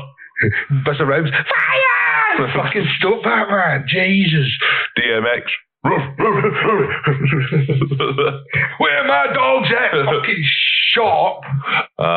Yeah, that must have been a strange school. Who was the other one you said there? So remember, I don't think from an age point of view, like, so Busta Rhymes. Oh, they weren't in the same year? Well, I don't think Notorious B.I.G. was in the same year as Busta Rhymes, but don't hold me on that. He got held back a few years. Notorious B.I.G.? Uh-huh. I don't think he did. No, I think he was quite bright. Not only was he quite bright, but he also grew up in his mum had like a 4-bedroom apartment in New York, like in the fucking 70s or whatever. So he wasn't as poor as he made it either. Paul's eating lockets. Yeah, I'm eating lockets. I've got a sore throat. I think it might be caused by the high pollen count. I think that's why I was sneezing earlier too. We'll blame that. Don't even remember what we were talking about. Oh yeah, we were talking about the Shamima Begum. Like she's getting legal aid now. Right. Okay. Yeah. So I was saying that the thing which is talking about refugee camps, which annoyed me the most is that her child is a British citizen, and given that it was in very real danger of dying, which it ultimately did. In my opinion, regardless of your opinions on the mother, that baby should have been, the British state should have intervened to save that baby's life. But for me, the scenario was always, as I seen it, bring her back, hold her as a terrorist, as they do anyway.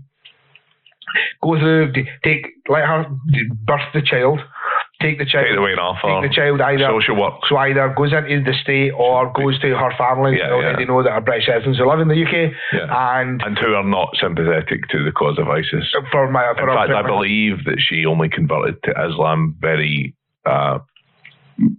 shortly before she fled the country. Yes, she was converted via online forums. And there's a whole pile of news where people say, well, her dad actually takes her, used to take her to ISIS marches and stuff like that, which first and foremost don't happen. ISIS marches? First and foremost don't happen. And also on top of that, you actually mean that the other girl, the ringleader of the three girls who originally left, one of the, how there was three and two of them died or whatever. That's correct, isn't it? Well, they're not sure of the whereabouts of at least one of them, is my understanding. I think one of them is dead. One's dead, definitely, and then they just kind of presume the other one's dead because they don't know where she is. It's like the Sugar Babes. Aye, one's dead, one's in ISIS. And then they're just kind of rolling members. But Shamima is like the she's the Keisha Buchanan of the ISIS Pride. She's like the Left Eye Lopez of the TLC's lineup. No, because she is actually the only one of them that's dead. I know. She's also the only one whose name I know because she's dead. Oh, yeah, I don't know any of their names either. It's been a very, very female R&B centric episode. Do you know, who was it? So, was it my mom or one of my sisters who thought the words were "Don't go, Jason Waterfalls"? Who thought it was about a guy called Jason Waterfalls? Don't go, Jason Waterfalls. Don't go, Jason Waterfalls. Stay here, Jason. Don't go. That's good. My sister also thought the words to Christina Aguilera's "Genie in a Bottle" were "I'm a cheetah in a Bible. You got to rub me the right way. Don't brush the fur forward, or they'll bite you. They'll bite you." Angry cheetahs. Yeah, I mean, it was already in a Bible. The angry cheetah is a sex move, I believe. You ever tried the angry cheetah? Also sounds like a line that you Half Baked, to be honest.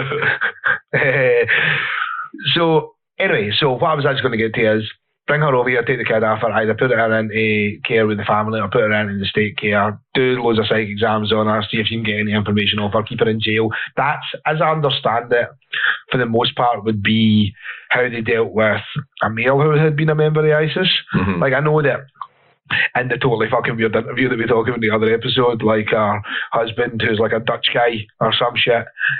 Belgian. Is it Belgian? I believe so. Is he in Holland now? Is that not where he was trying to get? Is that not where the Scottish guy that interviews him for the BBC is harsh as a motherfucker? I mean, granted, the guy's a terrorist, so I'm not feeling bad. That was a very strange interview. It was very strange. So, yeah, pedo then. It's essentially what he says to him. Yeah, I go, oh no, he is Dutch, you're right. I'm sorry, I apologise. I thought so. I thought you'd apologise. No, he's in that interview. He's just like, man, she used to just gag about the house and all that, watch Wayne's and stuff, maybe dinner. She didn't do much terrorising. And he did basically say, yeah, I knew she was 15. I was all right with it. Aye, I mean, he absolutely did. It was like he actually didn't. And the interview, he's like, I didn't. I wasn't into it. And my mates were just like, you should bang her. And he was like, oh, I don't know, she's 15. They were just like, we're all doing it. This is ISIS. Yeah. This is ISIS. Is that not I made a wee anti-Kiedis joke there. I think you missed it. Right, because he's a paedophile. Not even allegedly. I don't even need to say that allegedly. No. Just straight up in his book, Scar Tissue, 2005, he shagged a 14-year-old after he knew she was 14. But weird that. Aye. That's pedo-y.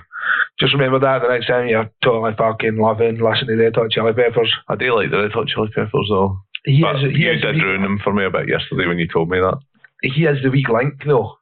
Oh yeah, definitely. Yeah, like musically and all that. I mean, his lyrics are garbage. Absolute garbage. It's like, you ever gonna pick my Wolverine? Like, no, can I get some gasoline? Can I pick your Wolverine? On the day my best friend died, I could not get that capo clean. Capo. Carpet. Definitely. It's not carpet. He was having people over. Think about the song. What's the song called? I don't know, just right, fucking. Another out there yesterday.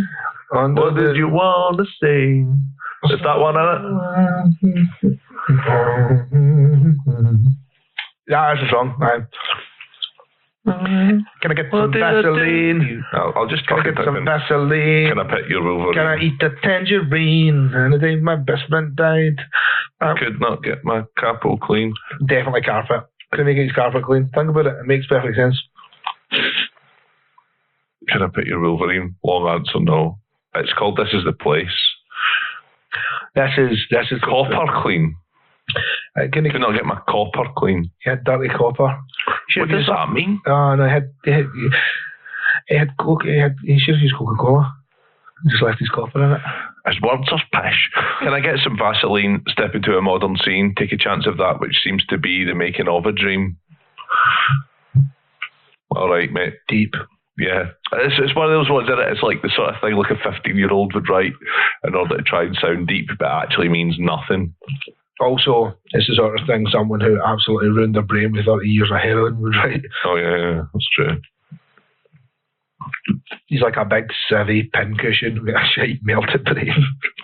But they do have some cracking songs. He is also a paedophile. Very tuneful. Very tuneful, good harmonies. Flea doesn't own any t-shirts. John Frusciante's a legend. Flea's a bit of a legend. Do you know Flea is in Back to the Future 2? He plays the car. No, I'm serious. Were you aware of this? I'm sure there's another movie he's in as well. But like, you remember when Marty McFly from the future gets fired, and him and Jennifer, I believe his girlfriend, are watching him get fired in the future. It's Flea who's firing him on the video screen. They predicted Skype. Nice. Yeah. I mean, I suppose so. There's like Star Trek. I just want to know when we're going to get those little tiny pizzas that become big pizzas. I want on the Star Trek shit. Like what? Well, I mean, we've got that holo room. We've got FaceTime. I mean, you wouldn't need fucking anime manga porn if you had that, would you?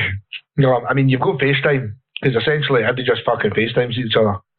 Right, but you don't have like robot men or replicators to be able to just like tea, Earl Grey, hot. The what do you call them? What's the thing? The teleporter would be quite good. 3D printers, you can now 3D print steak, so we're getting there. You can 3D print steak? Yeah. Why are you even talking about that? Google it.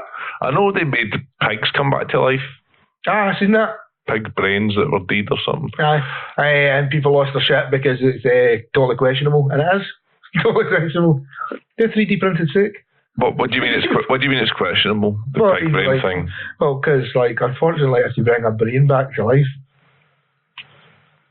okay, it's not steak though, is it? It's meat free. I know, but from plant based. It's a vegan. But it's not really. What do you mean it's no really? So me and Baz, like, see,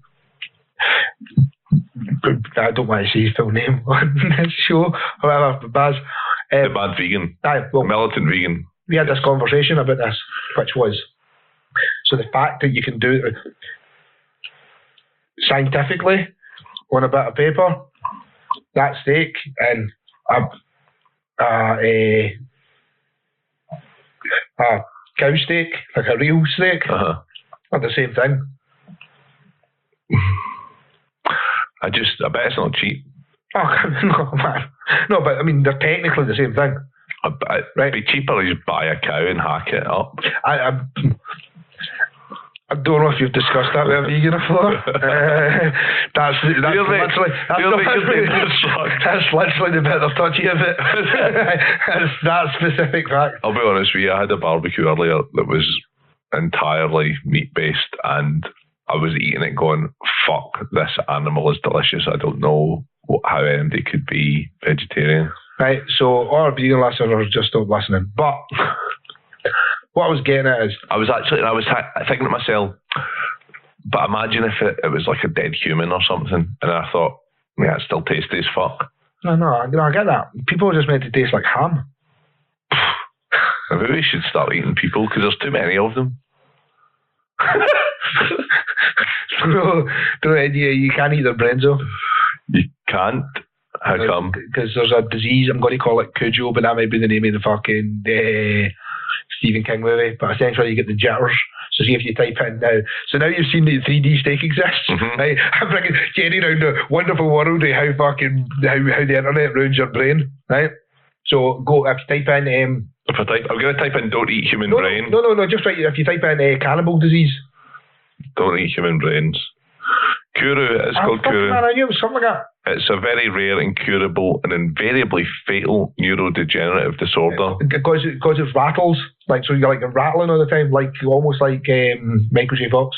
It was formerly common among the 4 people of Papua New Guinea. Kuru is caused by the transmission of abnormally folded proteins, prion proteins, which leads to symptoms such as tremors, loss of coordination, and neurodegeneration. It turns out if you eat hundreds of other people's brains when you've been a cannibal, you just fucking watch Kevin Bacon movies. Just like I've been watching Tremors all day. Funerary cannibalism. Diseased family members were traditionally cooked and eaten. Women and children usually consume the brain, right? The organ in which infectious prions were most concentrated, thus allowing for transmission of Kuru. Told you. It was more prevalent among women and children. This one of those things that I knew. So it's right. Okay, this is interesting. The epidemic likely started when a villager developed sporadic Creutzfeldt-Jakob disease and died. When villagers ate the brain, they caught a disease, and it was then spread to other villagers that ate their infected brains. So does that not mean it's just CGD then? No, I don't think so. I think, is it not? Well, it says differential diagnosis, Creutzfeldt-Jakob disease. I don't know enough about doctoring to know if that means it's the same thing or if it's just an alternative diagnosis. As I understood it, it was like, and I'm going to get these in the wrong fucking order, so I'm going to do this. Like, you know how with hepatitis A, B, and C, you know, one of them you can only get if you've got the other one. Right. Don't hold me this, but I'm sure it's something like so I'm not getting these in the right order, but it's something like you can get hepatitis A and B, but you can only get hepatitis C if you've got hepatitis A and B, or A or B, or some shit like that. Do you know what I mean? It's a continuation of a disease. Right. I'm sure it's something like that. But anyway, so like AIDS and HIV. Like AIDS and HIV, exactly. So exactly that. So you've got one component of the disease. The disease can't exist if the primary component didn't exist. So anybody who knows about Kuru and Creutzfeldt-Jakob disease, please get in touch. And also, why do I know that? Because you always avoided eating brains. Well, that, and also because I love eating people. See, to be honest with you, like, I wouldn't eat anything's brain. I wouldn't eat anything's brain. No. Like, as I said it to you, I thought the automatic reply from you was just going to be, I obviously. I wasn't going to do that. Like, the fact you brought this up makes you the weird one. Should I not eat the cock also? Or was they going to do that? Don't like a testicles. What? No. Just, I'm just saying. Like, you know. Yeah. Don't fuck the eye socket. Is that another one? I wouldn't tell you that. I'm not an animal. Everybody's got to have fun. That's why I get Don't play with your food. That's why I get kicked to the Andy restaurant when you can order the whole go. Wow, anyway. This is dark. We're making jokes about fucking dead people who were eating. No. That's no dark. See, you made a dead kid joke earlier on. Fucking, this is about our darkest episode ever. I'm in a serious no. Our darkest episode ever will stand forever. Is the episode that you advertise Cornerstone. If you're like to stab folk, that one. Aye. Do we need to advertise anything? I don't think so. Project Lingerie? I mean, you should go to them. We'll put a code at the bottom. I've not spoken to them in a wee while because we've not done the episode, so I've not been really chasing sponsors. Because I'd feel bad to organise a sponsor and just be like, when are you recording the next episode? No. I have to be honest though, right, like, so I'm going to put this out there. I have been quite disengaged with the news of late. I think I've needed a bit of a break for it. I was like, and also I think it's just. Welcome to Come Clean Corner. No. So, no. I didn't try that. What, do you just lick it up? Yeah, aye, man. Do you know what? That's exactly what I say to Michelle when I've just came all over my stomach. And she walks into the room. Welcome to Come Clean Corner. Oh, that's horrible. Yeah, no, I'm just fucking. I mean, the fact that I've been crazy fucking busy with work, I've not had as much time to be absorbed in it, but I've also I've not felt the urge. I've kind of been happy not knowing what's going on to a certain extent for a little while. And on Thursday, my company just became a legitimate company. I mean, as a registered limited company, and that's what I've been working through up to the last couple of weeks. You know what I mean? Getting everything in place to be able to have a working business that's now, you know what I mean? It's a real fully fledged, real having to deal with tax accountants and all the other stuff to get it all into place. So I've been busy, and you've been busy. News has been mostly fucking Brexit, man. And to be honest, I don't just fucking do it. Aye, man, I'm fucking sick of it. Just fucking sort it out and do it. I don't give a fuck anymore. It's not even sort out and do it. It's that way now for I'm genuinely at a stance like this is fucking petty. But I'm at a stance where it's just like, do you know what? Give them a hard Brexit, fuck them, see if it goes tits up, see every single person who has ever posted on any other post to say that that would be a perfectly working thing. I will give them hell at the other fucking side of it because I believe that they're fucking wrong, and maybe I'm wrong. What that means, my phone started talking to me. give them hell. That's fucking weird, man. I will give them hell. I don't know what that means.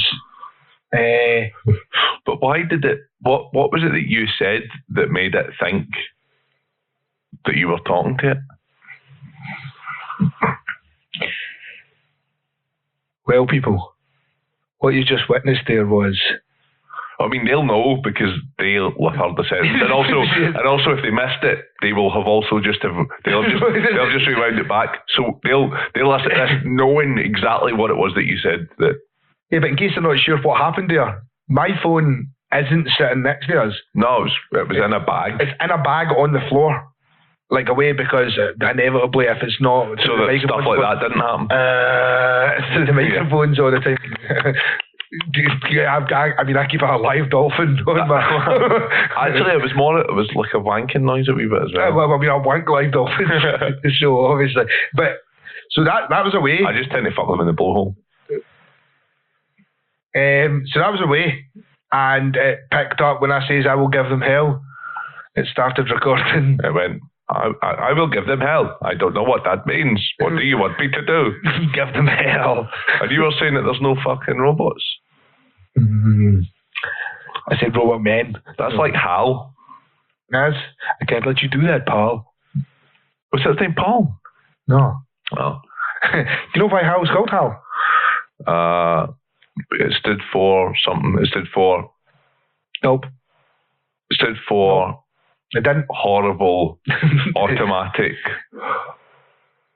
liability. I don't know. What's the name of your computer? Horrible. That should be the name of our computer. Horrible automatic liability. What do you want to do? Can we put it in charge of the spaceship? Can we change its name? You really want to give it rebranded? Why did you choose that name? Is it a horrible automatic liability? Oh no, not really. I mean, there was that one time it tried to kill me. No, really? You really need qualify that? No, we're putting this in the spaceship though. Nah, but it's not like... I'm not saying it's a horrible automatic liability. I'm just saying that it's called horrible automatic liability. Anyway. That's why we went with HAL. It's IBM. It's the letter before IBM in the alphabet. And in the alphabet. Ah, right. That's interesting. That's why it's called that. Do you know, I've never actually saw A Space Odyssey. Is it worth watching? I mean, like, yes, you're going to be disappointed with the special effects. I'm not going to lie to you. The dinosaurs are shite in it. I started watching it, and it was like a good fucking 10 minutes of like cave people fucking throwing stuff up in the air and all that. It was a bit like, the problem you've got now, going into it and looking at it now, is the precursor to sci-fi. I mean, I know it's not exactly, but like what you would class a modern sci-fi movie, both a whole pile of the techniques and kind of the way it's put together. And I absolutely know right now, as listening to this, Paul Robb is screaming just like nothing about. But what I mean is so you. I mean, to be honest, like I probably watched the first half an hour of it, so they were in space and stuff, and like the bit of it that I've seen, and it didn't strike me as being awful, like from a visual standpoint. I thought it was like as good. I mean, I would happily go and fucking watch the original Star Wars again, and it was like at least as good as that visually. But the thing is, remember, it wasn't that many years before it. No, but what I'm saying is, like, I mean, first of all, that sort of thing doesn't particularly bother me anyway if the story and stuff's good and whatever, which is what it's really about. But secondly, the story is what it's about. It wasn't annoyingly like, yeah, story is what it's about. I'm glad you clarified. I'm glad you clarified that. No, but you know what I mean? Like, I don't watch films for special effects. I suppose objectively the Transformers films had good special effects, but they were fucking awful. Oh, they were. And what I would also say is, apart from Megan Fox, is what I said. Right, I'm a misogynist bastard, basically. She was only in like 2 of them, anyway. Yeah, well, I think I only watched the first one. I believe the first one was enough. Is it good? Oh, it's fucking great, man. I mean, is Megan Fox in it? No, but it's really good. Like, they all look like the G1 Transformers. They all look like the real Transformers. I mean, the real Transformers. They all look like, they all look like our friends, the Autobots. Like finally, the OG. But they do look exactly like the OG. Like Bumblebee looks like Bumblebee, Cliffjumper looks like Cliffjumper. Like they look like RC looks like RC. I think I'll just watch Transformers the movie, the animated one. Bumblebee's really good. Rodimus Prime, bitches. Really, spoiler. I was just going to watch that, right? So we've kind of very much taken. You know what? Welcome to Paul and Jerry's Chiller. Welcome to Paul and Jerry shooting the shit. just catching up with each other, even though we done this yesterday. Caught up with each other. Yeah. So news. Shamima Begum. Right. So legal aid. You think she should have got it, right? No. Like, I do. I think she should have got it. But why should she not have? Well, that's the thing. What I'm saying is, because she has been seen as a British citizen, she deserves any rights that British citizens gets. Right. But I also stand with the fact that she should have just been brought over to the country and arrested under a terrorism law, because we knew who she was, an active terrorist, we knew these things about her, and we then had the ability to bring her over to the country, and when she came into the country, held her underneath the acts that were put in place to do such a thing and put her in jail. Costs a lot of money to put somebody in jail, though, for the rest of their life. It costs a whole shitload of money to get her legal aid and then get into a legal dispute where the British legal system is fighting both sides of a case. And but if you could just not have her in the country, then that's cheaper than having her in prison for the rest of her life. Yeah, but she's maybe not going to be. And also it's quite probable that they're not going to be able to prosecute her because it's difficult to prosecute someone without evidence. And what evidence are they going to have of any wrongdoing? Well, I mean, her and her husband both admit that she was actively in ISIS, and they've taken her in interviews talking about stuff. They've gave a lot of evidence that they're going to be able to the cases. But evidence of what? Like, what is she, I mean... She was like king about in rooms with like heeds and backers, wasn't she? It's beheaded people like. No, she saw somebody's head in a bin, I think she said. I mean, that's literally king about with heeds and backers. But that doesn't mean. Well, no. It could have been just somebody that I hear what you're saying. That could have been. Hope she didn't eat his brain. No, I said maybe somebody was eating the rest of the body and they were just like, put that heat somewhere safe. But I mean, realistically, like, you know, that doesn't. Essentially, right, so I could be a Syrian citizen my entire life, and completely against ISIS, but ended up living under the rule of ISIS for several years and had to see beheadings and stuff. Yes, doesn't make me guilty of anything. No, but you're taking the way that she told that story, which was telling that story in context to be able to do that. I get what you're saying, right? But in the context she was telling it is because she was kicking about, like, you know, ISIS HQ with her husband and that, like ISISville. But her and her husband basically said she was like a housewife, just at home with the Waynes. Imagine that sitcom. ISIS housewife. Would they call it home with the Waynes? I don't know how that would play in a global audience. No, probably not. So if she was being held for her entire life, then it would cost a lot of money. But first and foremost, can you put a price on any possible hypothetical intelligence that you may be able to get off her? And secondly, that's presuming that she's still radicalised and they could bring her back to a psych evaluations and determine that she's like grand. She's not heavy ISIS. Well, I mean, the fact that she showed absolutely zero remorse in her initial interviews would suggest that she's still pretty pro the idea of it. Also, like, as the Patreons will hear in the bit of the episode that they'll get, we were sort of talking about caliphate and about basically what I've learned through that podcast is that a lot of the people who went to live under ISIS rule and have managed to come back to the countries that they were citizens of, Canada, Australia, UK, whatever, are generally not really remorseful, who basically think that ISIS, that their caliphate failed because they didn't follow the rule of law of Islam in the Quran correctly, and that's why it failed, but would be in favour of a future caliphate that is ran in the correct manner. Yeah, no, but we also can't guarantee that's where her stance is. No, we can't, but the fact that she doesn't seem in any way remorseful of her actions in any interviews would suggest that she could well be. But then that's why I find your stance weird. Like, so also, would, as I said to you in that other episode, I wouldn't want her living next door to me. And you were like, I would, which is really, that's a weird statement. No, which is I'd happily have the ISIS bride living next door to me. See, now there's two different things. You said I would, like, that's not what I think that's literally exactly what you said. I think I said it wouldn't bother me. That's very different things. Do you know what I mean? But I mean, I can't even believe that that's true either. Why would it bother me? I couldn't tell you if my fucking current neighbours were fucking terrorists or not, and they're all like fucking white Scottish folk. Do you know what I mean? Like, I genuinely couldn't. Like, I don't know what difference. Yeah, but you would know that she was. Used to be. The only things I can guarantee I know about her is she was 15 and get radicalised and was fucking banging a 23-year-old. She's fucking had 3 Waynes that she, in some way, shape or form, has managed to help facilitate not surviving, and she fucking wanted to come back to the UK. They're literally the only thing she's seen some heats and bins. I mean, that's pretty much the only things I know about her.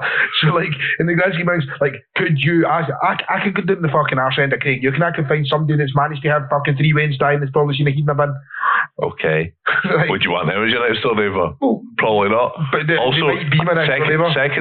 Secondly, your current next door neighbour, you don't know if they're in a terrorist organisation or have previously been in one, or I presume they are. But, I presume that they are. But you would know for a fact that she was. That's the difference. She would not. I would not want her living next door to me, because ultimately, there's always a chance that she could just fucking decide to go on a rampage or make a bomb or go and fucking like suicide, kill herself, stab somebody, just go all ISIS-y one day. I doubt it. If you've seen any interview with her, you've seen her talking, there would be absolutely no component in my mind that would make me remotely terrified of that woman in the slightest. She seems like an absolute bumbling idiot. Yeah, but like, you've got kids. What if she just fucking decided to go and just fucking stab one of your Waynes at night one day? What if anybody decided to go and do that? We don't exactly fucking... We're so, for the listeners, we're not exactly fucking living in the fucking... you know what I mean? Like, there is a high probability that at some point in my life, my children are going to be confronted with some person who is an absolute cunt who may or may not be a bit stabby. Do you know what I mean? Like, that's just the realistic. I mean, Paisley, that's literally along the road for us, at one point was the stabbing capital of fucking Europe. Do you know what I mean? I have in my life had a knife pulled on me. I mean, exactly. But I mean, I have here in this town. I have a plethora of stories that we'll not get into for legal reasons. Not with me, but just, because, things growing up. And, yeah, I mean, like, it's that way for... But I still wouldn't want Isa's bride living next door to me. Are you kidding? I would. Think about how easy it would be for us to get on fucking ITV and all that when they're there all the time trying to stuff. Like, I'd literally have an in, like Channel 4 and that. Such like, a weird... Jon Snow standing at the front just like this with this. He's like, John. What? John. The Night's Watch guy? King of the North. Oh, I nearly said something that I shouldn't have said there. Like, you nearly gave away for the new episodes. Yeah. Nearly named him. Craig. No, so, I'm just John, can we go on Channel 4? No, well, I think I can, and I'm just going to ruin every single one of your fucking recordings by starting near you going. Starting near you just going. Just starting next to you, and every time the camera will just go. I've got a podcast. It's called Not Another Fake Newscast. Oh, this is going to get annoying. No, but I think I would just troll him by doing loads of Game of Thrones related stuff, like just saying, "I'm the king of the north." How? You know nothing, Jon Snow. Just wait, and then just like walk through with a big ghetto blaster blaring out the theme tune. So there's that option straight away, right? But I don't actually in any way, shape or form feel that she would be, unless she is the single greatest sleeper agent that ISIS have ever managed to put together. Well, I don't know if you've ever seen the programme Homeland. Well, I mean, I've seen like the third season or something. Matthew, my brother, was watching it.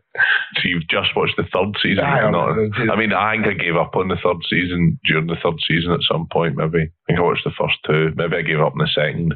It was all right, but he was a sleeper agent. I know, which is fair enough. But have you seen her in interviews? I think it was a documentary. Have you seen her in interviews? Yeah. Right. It's all an act. Well, she's the fucking world's greatest actress. And I would definitely live next door to her because I'd become friends with her because eventually she'd be making some of that sweet Hollywood money. Okay, here's another angle then. Right. Upside Fuck her. What? Have sex with her? No. I mean, like, why should any of us give a shit about her? Oh, that's what I mean. She turned her back on British society. No, but went to join ISIS. That's what I'm saying. Just fucking arrest her. No, but not even. Just leave her, let her fucking die. Right, fine then. I mean, I don't really believe that, but the problem is, like, fine them, do that. Like, that's what we would do with another. Like, I mean, like, our two choices for someone who is a member of ISIS in the grand scheme of things are essentially, there's no point in fucking mentioning about it. There's either fuck them and no let them back in the country, not in that order, and then fuck them and then just like, oh look at it, you get back. You know, do you want to get back in the country? Do you? Well, only one way you get back in the country. I was only kidding. Well, because I mean, I'm not talking. I don't know government issued rape, blackmail, rape, fraud. I think at that point I would get upgraded in Westminster. Like, blackmail, fraud, and rape. Yeah, well, it'd just be like, you have reached level 2. Like, congratulations, you get shown the handshake at that point. They open you into the room where it's just full of wains. Fraud and rape. And rape fraud, weirdly. Don't know. But like, if it was a male member of ISIS, we would either arrest him as a member of ISIS and put them through the ringer, make sure they knew nothing and make sure that they were fucking psychic tested, or just fucking Guantanamo them. I mean, I know Guantanamo was an American base, but essentially the equivalent there of Guantanamoing them, do you know what I mean? And send them after some fucking questionable offshore military prison where people get waterboarded and shit like that. Realistically, that's what. Let's don't fucking pretend. We absolutely 100% know that's happened with British citizens before. But then the argument is, should we, if we've got no evidence against her, should we be able to just arrest her? Well, no, but I mean, like, that's... I mean, I know you're right in what you're saying, that she's admitted that she joined. So, I mean, like, so she has admitted. So if this was a male combatant, we would either just fucking leave them out there to die, or bring them over, arrest them, interrogate them, and fucking put them in a jail until we decided that they weren't meant to be there. That's what fucking happened. Or somebody crowdfunded it. But she does, so legally, she does have rights as a UK citizen, regardless of whether you want her to or not. I'm not I can understand the viewpoint of you forgo your rights as a citizen when you do what she did. I can totally understand that viewpoint. I would say I'm partially sympathetic to that viewpoint, to be honest. Like, I know, so am I. Like, the thing is, but as I said, I mean, the stance, realistically, the stance, and so my actual cold stance is, she was a very young girl who was radicalised, and it's essentially grooming, right? I'm not, I mean, whether or not it was, whether or not, like, you know, she wanted groomed or anything like that, you're going down a fucking slippery slope at that point regarding grooming and grooming gangs and stuff like that. So say, for example, like, I wonder what Tommy Robinson thinks about all this. Because Tommy Robinson, as we are well know, is really against Muslim grooming gangs especially. Now, one could argue that he should be sympathetic towards standing up for her, because she is an absolute casualty of extremist Islam grooming gangs. Do you know what I don't understand, right, is that, you know, grooming gangs, like, get obviously fucking lambasted all the time, and there's a lot of press coverage on grooming gangs and whatever, but nobody seems to give a fuck about all these dog grooming places. And you, like, as soon as you did it, I thought, this is a barber joke. There's a dog grooming place around there, and nobody bats an eyelid. It's a bit of sauce in it. Your dogs. It's just like, do you feel bad? On internet forums. Swat lolly. Yeah. All these old men pretending to be dogs. Just on the internet chat room. This is a dark episode, this. Woof woof. Woof indeed. Captain Flashheart style. Woof indeed. So, what you wearing? Basically far. That's like extreme furryism. What, shagging dogs? Well, I mean, I'm an extreme furry. I shag dogs. I don't even dress up for that. Oh, you're into shagging dogs? Aye, mate. You've got my secret. It's a good rebranding. It's like how data centers are now called the cloud. Can't you shag dogs? They're called extreme furries. Oh my god. That's why I'm a PR giant. So that's a significant bit of rebranding. That's what they get me in for. This is the rebranding as sexual deviance. So Tommy Robinson should be defending Shamima Begum. Logically, I mean, based on the parameters that he sets. I'll be honest, I'm a wee bit annoyed that Tommy Robinson hasn't turned up at my house yet. Nope. That is a joke, obviously. Do you know what I'm a wee bit annoyed about? What? Tom's off on social media. I don't get to see his mindless dribble getting shared by people anywhere. Like, it's almost like he doesn't exist. Yeah. Like, why'd you get to take off a radio for? I miss steaming waxy lemon. Must be fucking those lip-tard cucks that are doing it. Or it might just be, normal people who are fucking sick of mad racism. Tommy Robinson's in favour of free speech, but presumably not for Shamima Begum. Well, see, this is what I mean. So this is where, with all the joking aside, the logic is she is definitely a product of extremist Islam grooming gangs, and she deserves to have the right to be heard. Now, because she's readily admitted to being involved with a terrorist cell after it, as far as I'm concerned, she should be arrested. And then they could do psych exams, and then they decide whether or not she is ready to be rehabilitated back into society or not. And at the other side, they see if she has any intelligence. That's where she should be. That's where I think anyone, no matter, regardless of the age or anything, that should be looked at. Now, I will say that she shouldn't be. I have tried my hardest to talk round this scenario, right? But in the nicest possible way, she does not seem like the fucking sharpest tool in the shed when she's been interviewed. Well, you say that, but apparently she had excellent grades at high school. I can list off people that we are friends with who have got excellent grades, but definitely are not the sharpest tool in the shed. You know what I mean? Like, there is those two things are very different. But she has intelligence of some. Yes, but she has no awareness. Some form. Do you know what I mean? But that could easily be part of, you know, the grooming and stuff. No, it could be, but that's what I mean. But she certainly comes across it. And my whole point that I was going to make is, like, so as much as she should be held accountable for what she done, I also believe that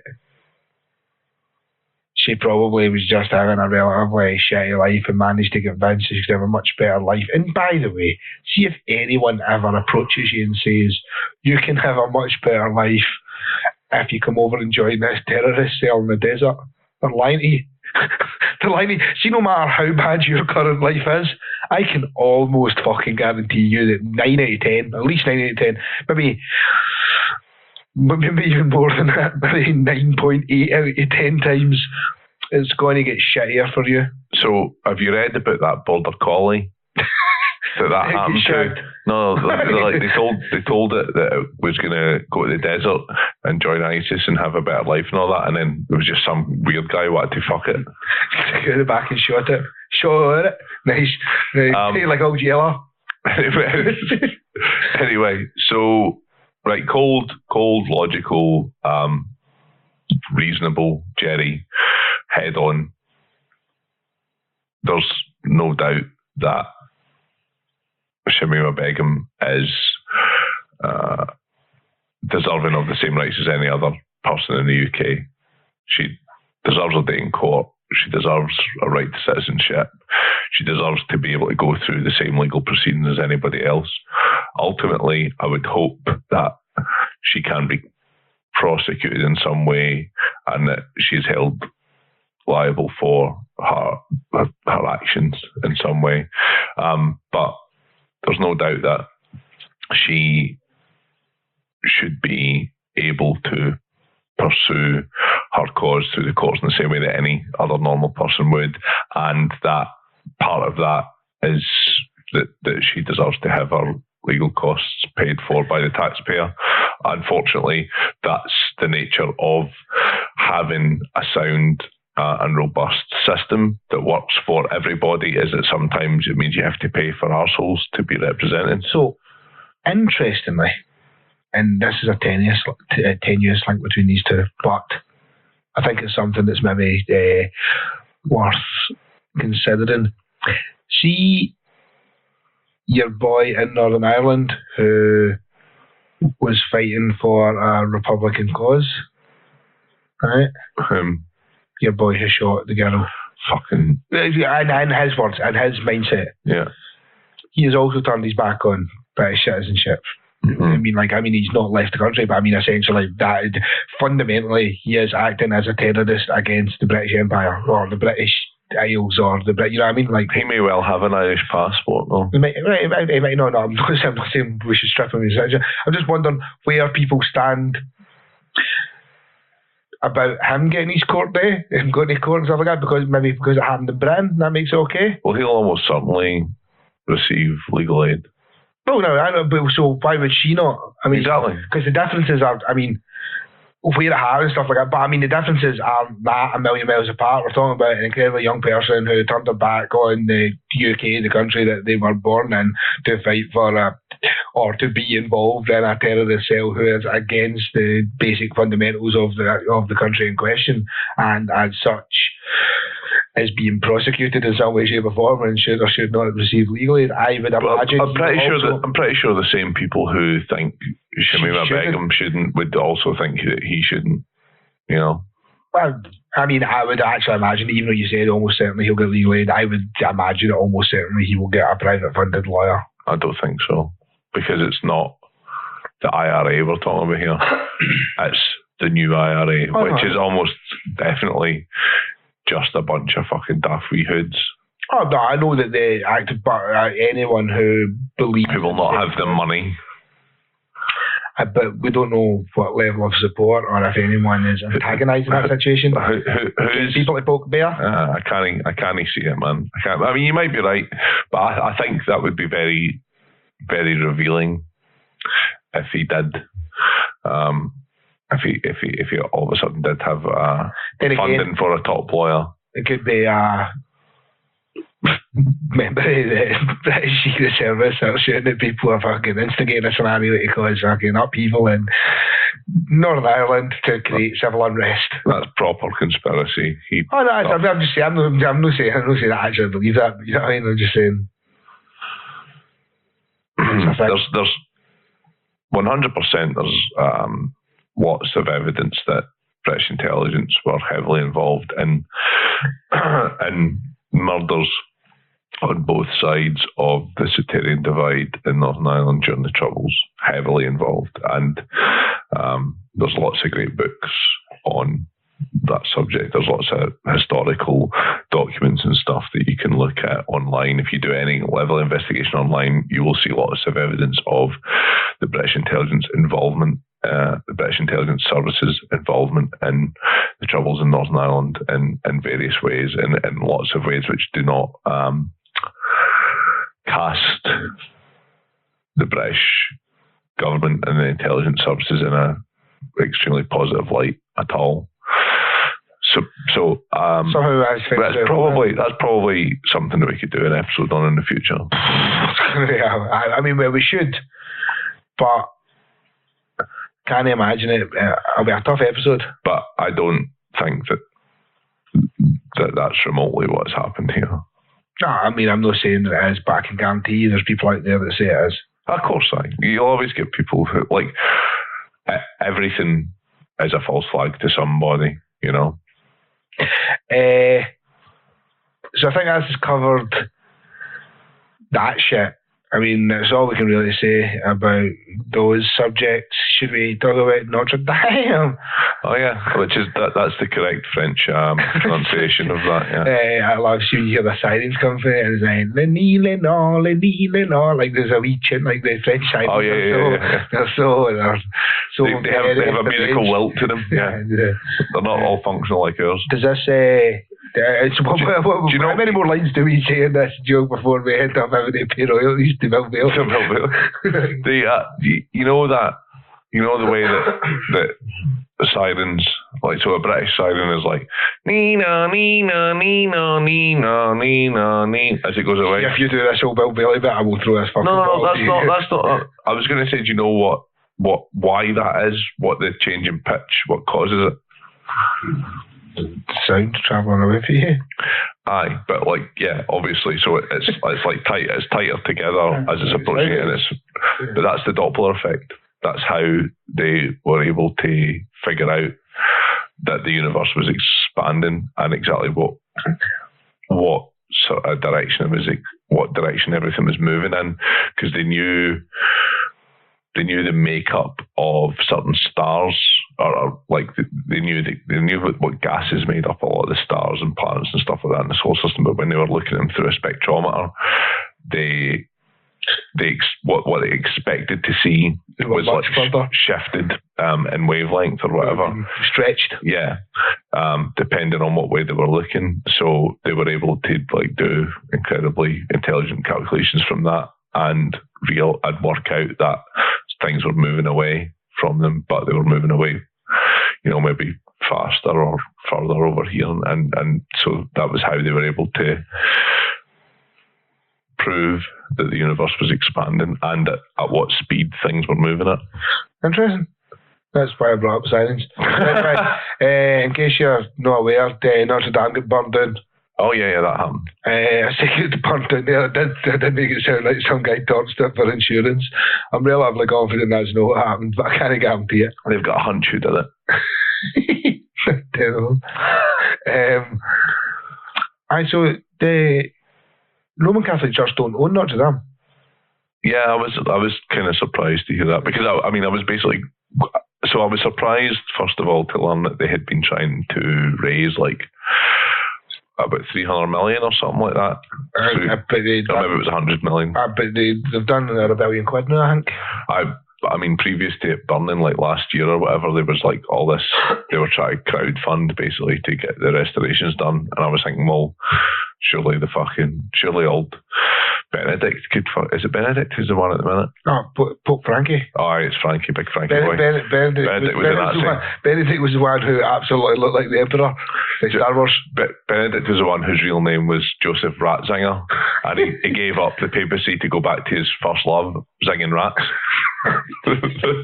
Wait, no, not actually hurting him, just telling him just jokes. hit him with some real zinging one-liners.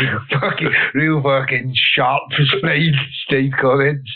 And old Joe just kicking about near sewers. And Nazi saluting. Like Wayne Hennessy. Well, see, the thing is, though, you can't even do that because John Paul II, as I understand it,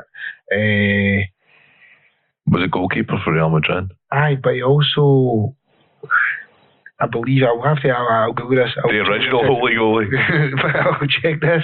But I believe he worked for a company that sold certain components of gas components because he was Polish, obviously. And I read that and I thought they were saying he was Polish, and I was like, that's weird. Shiny? The shiny Pope. He can't have been Polish, he's a human being. Shiny, happy paper leader. But he sold components of Cyclone B gas, possibly, during the Second World War. Really? Aye. I always thought he was a nice Pope as well. Aye, that's to get you.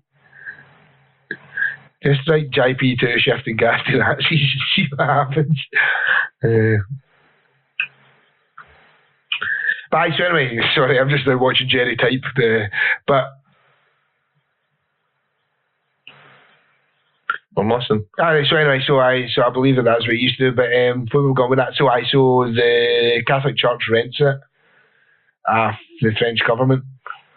I mean, to be honest, I can imagine the Catholic Church being able to drop $100 million like it was nobody's business if they really needed to do up the church. It's kind of convenient that the church burnt down. I mean, I'm calling it a church, and it's greatly underselling the fact what it is.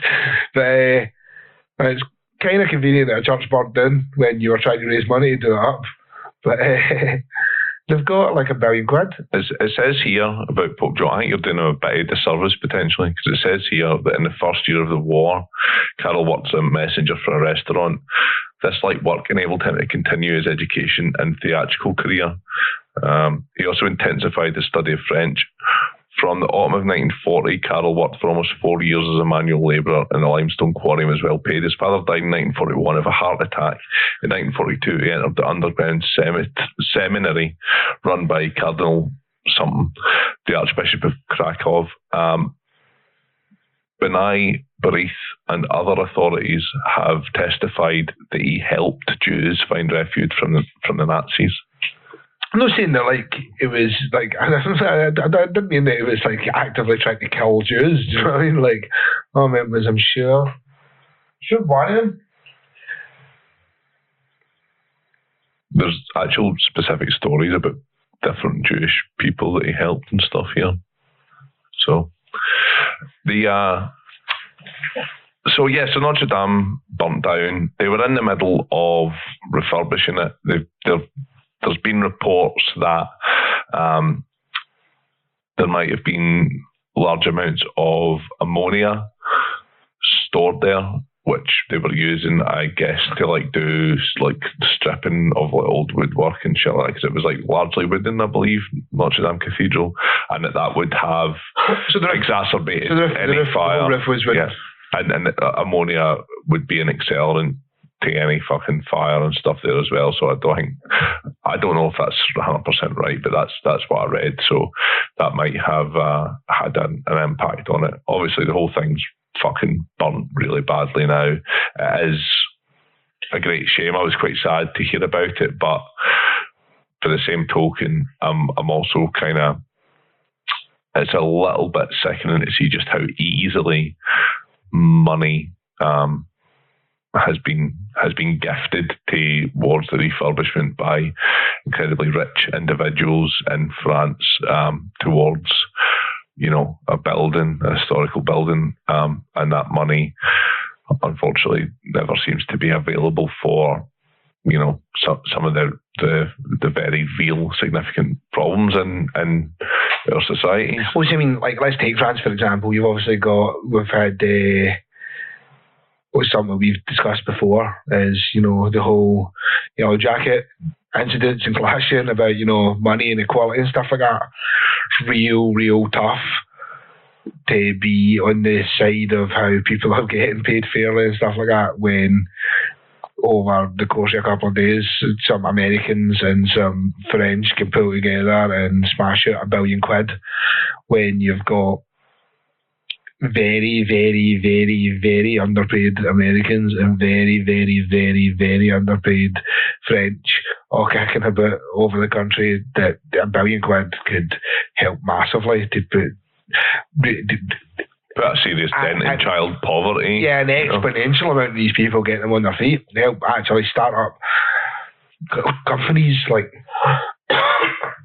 so 100 millions, you know what I mean? Why do you think that these significantly rich people have been so keen to put money into this specific thing? Because they're a shower of wanks.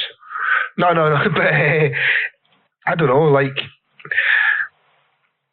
I suppose there's, to use a term coined by the alt-right, there's a virtue signalling part there. You know what I mean? Like, that way where you've got £3 billion in the bank and you drop a sweet 100 mil to help do up Notre Dame, you're getting put on a plaque somewhere in Notre Dame forever. Right. So this is it exactly for me. Like, I was having this conversation with Michelle the other day and she was like, well, why can they find money for that and not this? But like, that's exactly it for me. It's about legacy, right? It's about, these people want to be remembered. They might have a fucking couple of £1 billion or whatever they've got right now, but when they die, who's going to fucking remember them? And like you say, that building's been there for 850 years.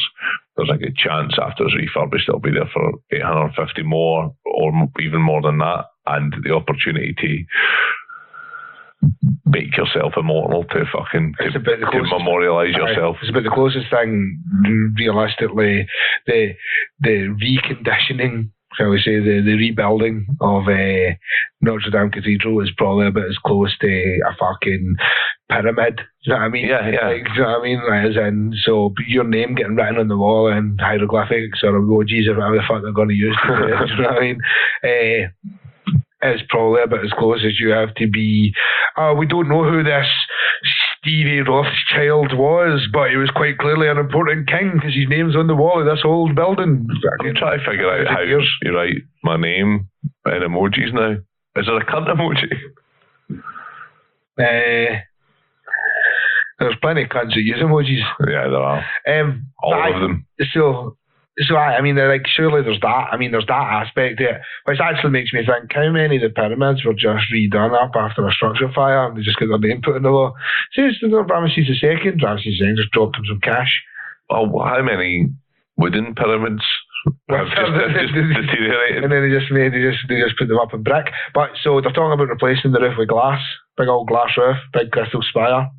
It's one of the ideas that they're talking about. Like when you say crystal, I mean, that's just what it says in the fucking drawing. It says crystal spire. I'm just like Schwarzkopf. Like, I mean, that's decadent as a motherfucker. But also, like, notoriously quite fragile.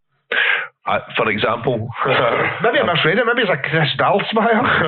I remember, right? Fucking, I've just remembered this when I was probably about, I want to say 7. My ma had went into some jewellery shop on Wishy Main Street there to look at getting a present for somebody or something like that. And my wee sister Sarah was about 2, and they had like a revolving like shelf in there, all mirrored in that with hundreds of that. What's it called? Schwarzkopf crystal or whatever. Schwarzkopf. Yeah, little wee animals and fucking stuff like wee flowers and all shit like that. Yeah. Squirrels and shit.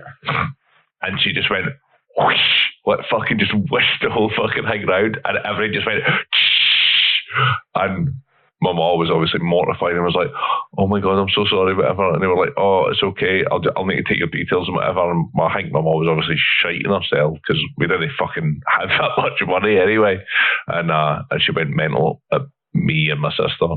I was supposed to be watching her apparently, and Sarah was fucking too. Anyway, yeah. So I don't know why that's popped into my head, but yeah, that's that. So what I'm saying is it smashes easily. Keep the 2-year-olds away from the Spire. Yeah, don't let them spin it around. Yeah. So I mean, I don't know where it, but I mean, I go in the drawing. There's an arrow. It points to the Spire. They never asked us for the money. It says Crystal Spire. I mean, maybe there's a porn star that sits at the top of the fucking building. Her name's Crystal Spire. I don't know. You know what I mean?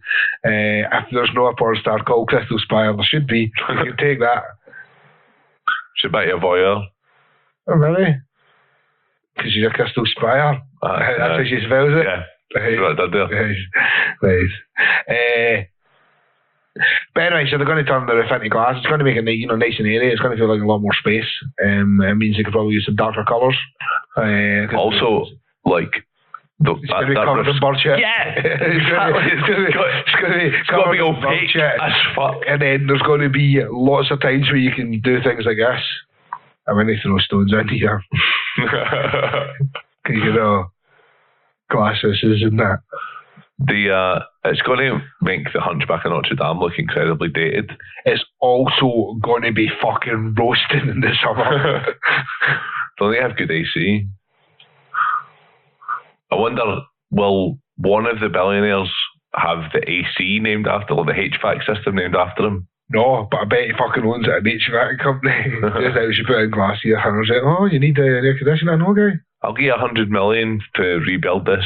I have a HVAC system that costs exactly 100 million. I'll be able to give you 200 million towards this. However, I also need you to guarantee use my company, the only company in the world that makes glass roofs for cathedrals. I wonder, is Trump should have put some money in. No, but did you see Trump's tweet? It was fucking blinding. What did he say? It was like, I hope they do something. I'm paraphrasing, but essentially it was just like they should use bushfire type planes to drop the water on the top of the cathedral, and people are just like, so you think the best way to put this fire out is drop hundreds of tons of water on top of this fucking precious old cathedrals get fixed? You're a fucking mutant. Essentially there was people just like, you can imagine he's in the White House with like a fireman hat on, just like, I got the greatest fireman in the world. Like, we should put this fire out. He's such a dick. I just drove on. Just fucking get in a fucking plane full of water, fly out of Paris, drop the water on the fucking cathedral. He's like that cunt for the pub who thinks they know everything and have a solution for everything that's always rubbish, but he's in charge of the most powerful country in the world. See, for Americans, it must be embarrassing as fuck, right? Like, I don't know if. See, for an American listeners, just to be American, no, just not to have Trump. So is that just that way for like, maybe they don't see the way that the rest of the world sees that whole scenario? No, I think the right thinking ones do, not the right thinking ones, obviously. I would disagree, Jerry. No, but I mean, like, because that way for like the rest of the world don't look at America right now as like some kind of awesome American way of life type one. It's just like a big fucking mutant that's in charge, like fucking just what stupid shit is he going to say next? Big like fucking dumb orange face, like big stupid fucking hair, muppet. Do you know, one of the things that I'm most proud of about Scotland is that we have always treated Donald Trump with absolute disdain. Yeah, with exactly the correct amount of respect, fuck all. And we've just always treated him like some sort of joke figure when he was here, like fucking building hotels and golf courses and whatever. We've just made fun of him for fucking years. That was way before he was president. That's the thing, we were making fun of him way before he was president, so I don't think it's fair to just pin this on us as if we're just taking advantage of president. I think you'll find we were abusing Donald Trump way before most of you even knew who he was. we've been very keen on showing him up to be that clown that he is. And to be honest, if possible, if we can give you Alan Sugar next, you can take him. He's an fucking mutant. Well, it's alright, because if Jeremy Corbyn becomes Prime Minister, he said he's going to leave anyway. Oh, is that a promise? Katie Hopkins, did someone else not make some outlandish claim like this? But Alan Sugar's was because he's Jewish and because he believes that Jeremy Corbyn's an anti-Semite. I believe loads of things that don't have any evidence for either. Alan Sugar, I believe I'm correct in saying, in fact, I'm almost 100% sure, is a Labour peer as well in the House of Lords. Probably. I imagine Alan Sugar's heavy into labour rights and unions and that. I don't think he is. I'm just going to check, but I'm pretty sure he's a Labour peer. He's not a Tory. I don't believe. He's also a muppet who has tweeted racist jokes and can't spell properly, and who makes Piers Morgan look intelligent when he gets into Twitter spats with him. He's an absolute mutant. I'm not a big fan of Alan Sugar. Like, he made money taking advantage of the poor by selling them second-rate products that they wanted to have to make them feel like they were middle class. Yeah, he's a Labour representative in the House of Lords. I imagine the House of Lords smells funny. Do you remember? Yeah, probably. Probably smells like piss and brandy. Do you remember and spunk? Do you remember the That's my favourite Red Hot Chili Pepper album. Piss, sugar, spunk, brandy. Do you remember the TV show Five Children and It? Oh, I remember it existing, yeah. Do you remember like the wee character in it, the Sandman or whatever he was called? Yeah. That's what Alan Sugar looks like. That's what Alan Sugar based most of his business plans on. Piss, sugar, spunk, brandy. That could easily be Red Hot Chili Pepper lyrics. Piss, sugar, baby, she magic. Spunk, brandy. Like, I'm not even ruling out that those words don't exist in those combinations in Red Hot Chili Pepper songs. Go and type out of your computer. That is fucking Alan Sugar, man.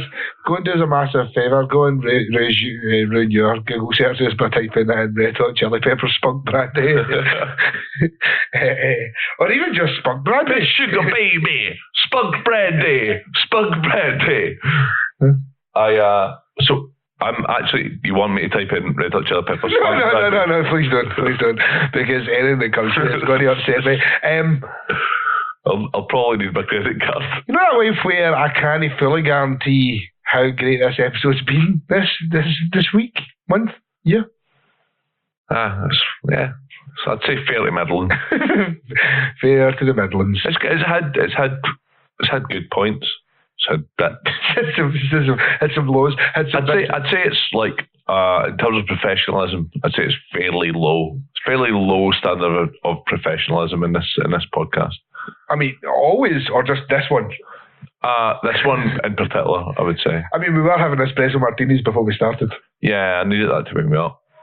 I can't stress just how hungover I was today. Is that a fox or a dog?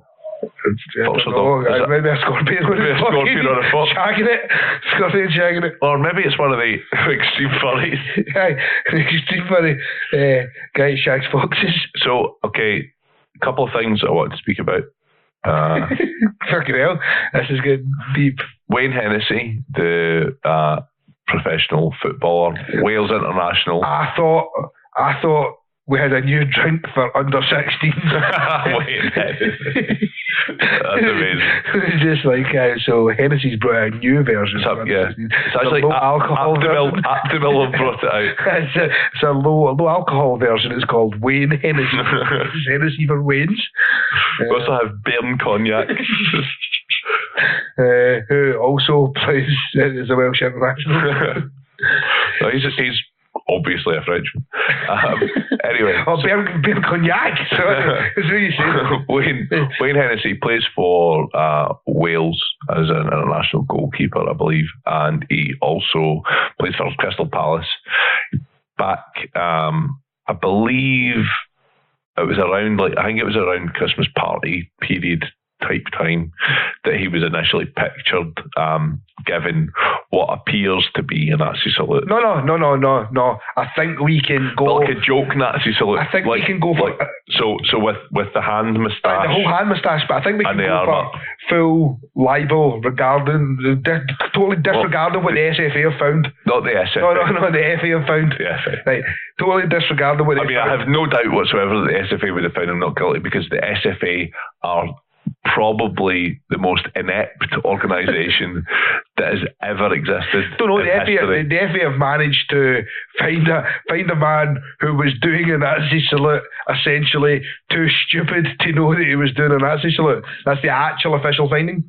Yeah, basically they found that he was not aware of the Nazis, Hitler or fascism, so in that sense he couldn't possibly be guilty of this particular crime. And actually, more specifically, they've said this might be an epidemic in professional football. Well, it was his manager, Roy Hodgson, ex-England manager, actually, who said that. Who said, tons of lads in football probably don't know who Hitler is. It's a fantastic headline, that. Wayne Hennessy, desperate to learn about Nazis. Crystal Palace spots Roy Hodgson. So as it turns out, he now aspires to know more about Nazi Germany in the Second World War. He was initially charged by the FA for making an offensive gesture. However, the case was not proven after Hennessy told an FA panel he did not know what a Nazi salute was. That's such a brilliant defence, by the way. He has a good lawyer. No. The thing is, see the reply. Surely the reply was, it was that you were saying. Yeah. There you go. See now, no. So, listen, I can't be guilty of murder. I don't even know what murder is. I can't even be guilty of rape. I don't even know how to rape. I didn't steal that Fabergé egg. I don't know what a fucking Fabergé egg is. So Hodgson, his manager, says a lack of knowledge about the period could be rife, in quotation marks, in football. Could be. The FA panel found Hennessy showed a lamentable degree of ignorance about Adolf Hitler, fascism and the Nazi regime. And his manager said, he's actually very desperate now to learn as much as he can. I love the idea that he's out buying fucking Nazi memorabilia. He's like, I'm just like, this guy, he's got some interesting ideas. He really wouldn't have liked Tottenham. Fucking yeah. I like this people's car stuff. This is pretty good. Yeah. I'm like roads that don't have a speed limit do make sense. Was that his idea? Well, the autobahns were built during Nazi Germany time originally. Yeah, but I didn't Well, so the autobahn infrastructure was built. Surely at some point the UK didn't they have a speed limit either, because there wasn't enough motors for it. Motors can even go probably. I don't know. I wonder when the speed limit was introduced. So the reason the speed limit exists is because of tolerances and crash barriers. Oh, right. So essentially, you can, for the most part, don't write into me to tell me about the time that your grand fucking flipped down the motorway or whatever, right? But for the most part, see the crash barriers that run down the middle of the motorway and stuff like that. Those folk just no, delete the emails. They will be able to take an impact at 70 miles an hour and pretty much any vehicle that's on the road and not crumble into 1,000 million pieces and heavy hurtling onto oncoming traffic on the other side of the road and murder them. But at 80, that changes. Well, probably in the grand scheme of things not, but as you are an engineer, you're aware of how tolerances work. So yeah, it will escalate exponentially. So at 70, they can guarantee that it's not. At 80, the percentage will be less. At 90, it will be less. And then eventually you'll have a point where 125, 130 miles an hour, you'll just turn to water. You know what I mean? There'll be a standard which says whatever, that they have to be able to withstand 1.2 times the amount. Yeah. And there are also, there will be the problem you'll have is weight and height as well, do you know what I mean? So like a Land Rover travelling at 70 miles an hour that impacts that, or a fucking Toyota Yaris that travels that, are going to make a very different impact. So it has to be... Yeah, Land Rover will have more cunts in it. Land Rover will probably break down before it hits the fucking barrier, statistically. Toyota Yaris, however, will not break down. Will not break down at all. they're one of the things, like, as well as cockroaches, which will survive a nuclear Cockroaches will holocaust. be eating Twinkies, driving fucking Yaris's a bit. The Twinkie thing's a lie. Anyway, it doesn't matter. Bye. So that's why it's been limits, and that's why I thought a Twinkie was a specific type of homosexual. No, you try to get him a rebranding game. It's a twink, but I have to be honest, I don't actually know what a twink is. So that's at kid pyramid or kid_pyramid. What? Is that your Twitter handle? It's just at Kid Pyramid. At Kid Pyramid, if you Thanks for that, Paul, by the way. That's my personal fucking Twitter. It literally is at the top of it. Oh, so it's mine and yours are both at the top, so it's fine. So I wouldn't have done that. I wouldn't have fucking outed you on Twitter, you know what I mean? Like, hold on a minute. I'm married with kids. I'm not a twink. Oh, you're using the old Elton John. The old Elton John David. He didn't have kids. No, but he was definitely married. He was, that's true. To Kiki D, right? Kiki D, right? I don't think he was married to Kiki D, was he? That would be mental. No. Who was he married to? I don't know, Mrs. John. I'm going to have a look. Fucking. Maybe it was Kiki D. I don't think it was, though. Because his real name's like Dwayne Dibley, isn't it? No, it's Reginald Dwight. Aye, so Mrs. Dwight, I'd imagine, is who he was married to. So anyway, the long and short of that story that Jerry was telling was that the goalkeeper was doing Nazi salutes, and the FA managed to find him so stupid that he didn't know what Nazis were, and it turns out they actually believe that other Nazis are not other Nazis, other footballers don't know what Nazis are as well. It was Renate Bloel. It's a tough name. Renate Bloel and Reginald Dwight. But so I just wrote Elton John marriage into Google, and it says down here, people also ask, was Elton John married to a woman? Was Elton John married to Kiki D? Actually, it just says, did Jerry ask? I mean, I feel really sick for even thinking that he might have been married to Kiki D. They did do a fantastic song together, though. I know, but that's not a great example. Like, well, we all know that Lionel Richie was married to Diana Ross. We all know that Dido was married to Eminem. Freddie Mercury was married to David Bowie. Yeah, and then latterly that opera singer that he did, Barcelona. What a confusing song thing. What an awful fucking concept. Was that not for the 1992 Barcelona Olympics? I believe so. Yeah. Some Queen facts that were thrown out. Either that or he just fucking loved Lionel Messi before Lionel Messi was born. I wonder when Lionel Messi was born. You probably don't need to wonder. I went on quite a journey he's like 24 or 25 or something like that. No, he's not. He's like 32 now, I think. Or like, he might be 30 or 31. Well, my point I was going to get to there is because you can find out his age, you can really backtrack it. He's like wondering, being stuck in awe about said question. Lionel Messi was born in 1987, so he was 5 at the time of the Barcelona Olympics. 31. And it says here, under personal life, Lionel Messi is on record as stating that he despises the song Barcelona by Freddie Mercury and that hag of an opera singer. Weird. I think it also says next to that, citation needed. Anybody can edit Wikipedia, it turns out. Or they can just have a fucking podcast and they can just say what they've read on Wikipedia and then say somebody's deleted it when somebody goes to check.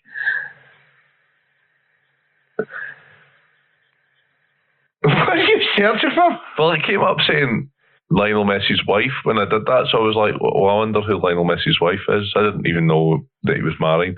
He's married to a girl called Antonella Ricciuzzo, I would say. So it turns out that the 31-year-old multi-millionaire, super famous kind of sports personality is married. And who'd have thought? I have half a feeling that she's like a footballer. Half a feeling that she's I have a memory of perhaps him going out with, I don't know, she's a model. She's his childhood sweetheart. Oh, that's nice. She's business partners with Luis Suarez's wife. As models. And she likes tattoos. and she's really she doesn't pay tax. Yeah, probably. Allegedly. Well, I mean, Libel drink. Well, I mean, like Lionel. It's been a while since Libel drink. Lionel drink. Oh, I mean, Messi. Got a bit fucking Lionel in here, did it? Fucking Messi. Jesus. Sorry, I don't know why. What's going on, man? This is like fucking descending into. Did we ever put that episode? What the fuck is happening with this episode? Sorry, like, this is now just descending into some kind of like talk show with me and Jerry, where me and Jerry are the only two guests.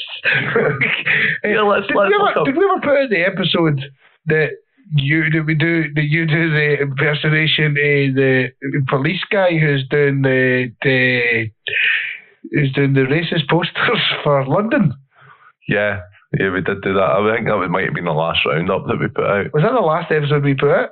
No, it wasn't the last. The last episode we put out was our interview with Mike Stuckbury. Oh, no, I don't count it. The same night that he was accosted by Tommy Robinson at his house. Old Tam Rab. Old steaming Wax 11. I don't count the interviews like when we're talking about episodes like when I'm like probably that's probably maybe not. No, because did that not happen? Right. Do you know what? We'll go back to the episode and not just have a chat that we could have off here. Yeah. We're now just sat next to microphones talking about what are you doing tomorrow, Jerry? Wayne Hennessy, I remember now. Jesus, we're properly struggling to follow a train of thought for more than fucking 2 minutes here, right? So Wayne Hennessy, Nazi salute. Oh yeah, I mean, basically I spoke about what Roy Hodgson said, but that is obviously bollocks. If you look at the photo, he's clearly doing a Nazi salute.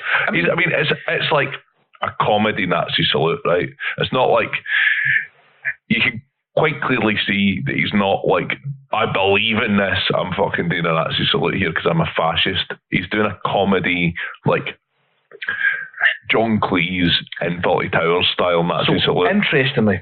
So why did he just own up and go, I was just having a laugh? So interestingly,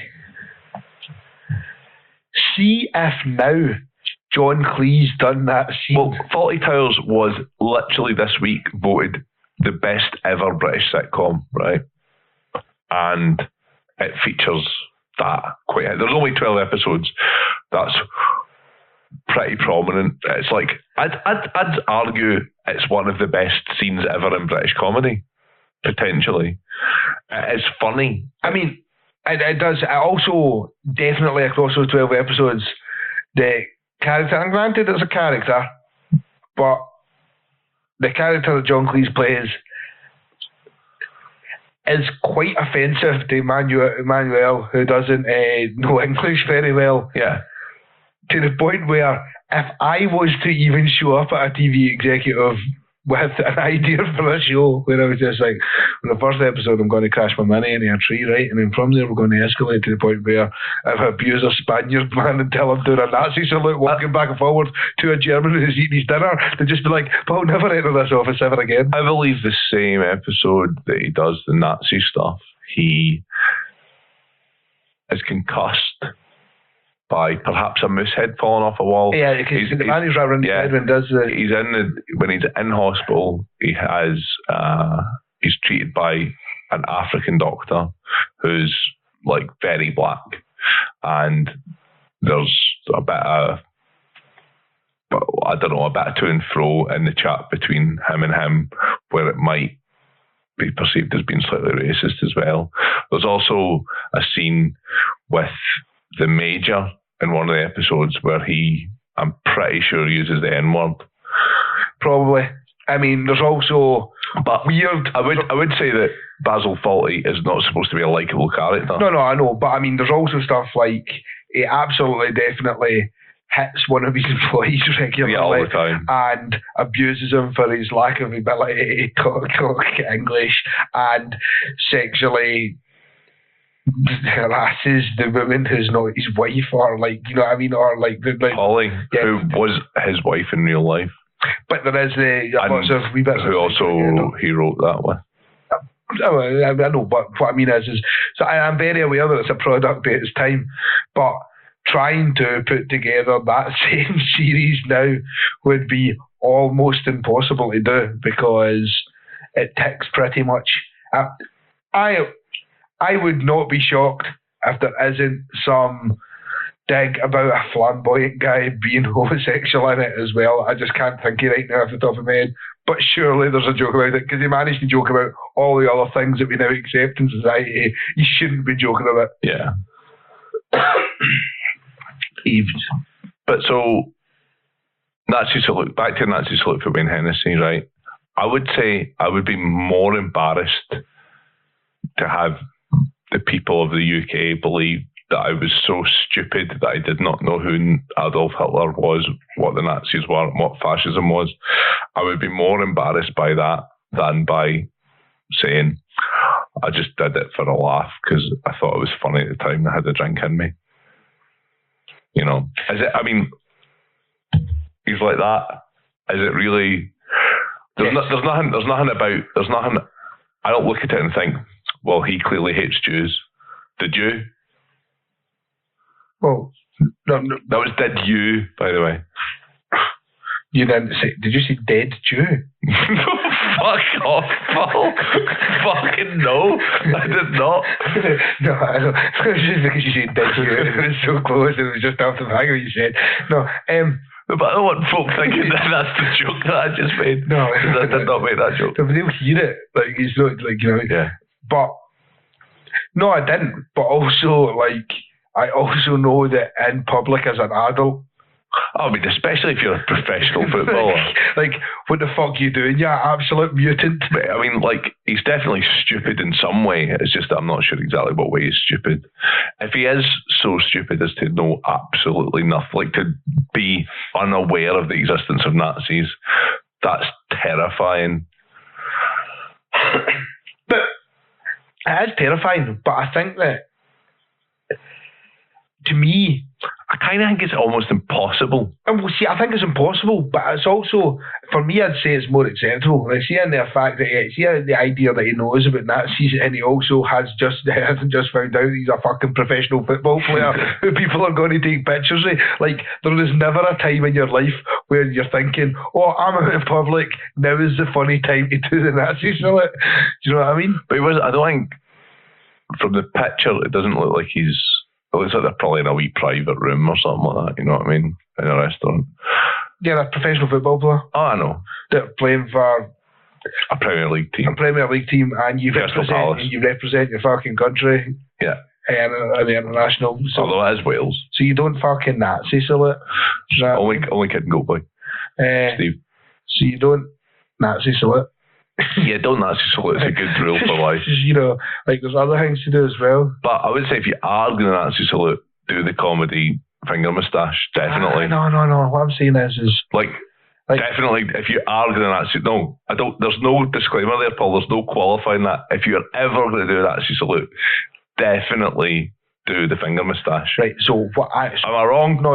But what I'll do, am I wrong? No, yes, because what my qualifier would be, if you're ever going to do the Nazi salute and you've thought to yourself, maybe we should do the finger moustache so people get it as a joke, the other follow-up statement to that in your head should be, or maybe not at all. I mean, yeah. Listen, not at all. I could do the moustache and it'll make it seem less racist. I can just notate it. I concede 100% that no Nazi salute is definitely the best option.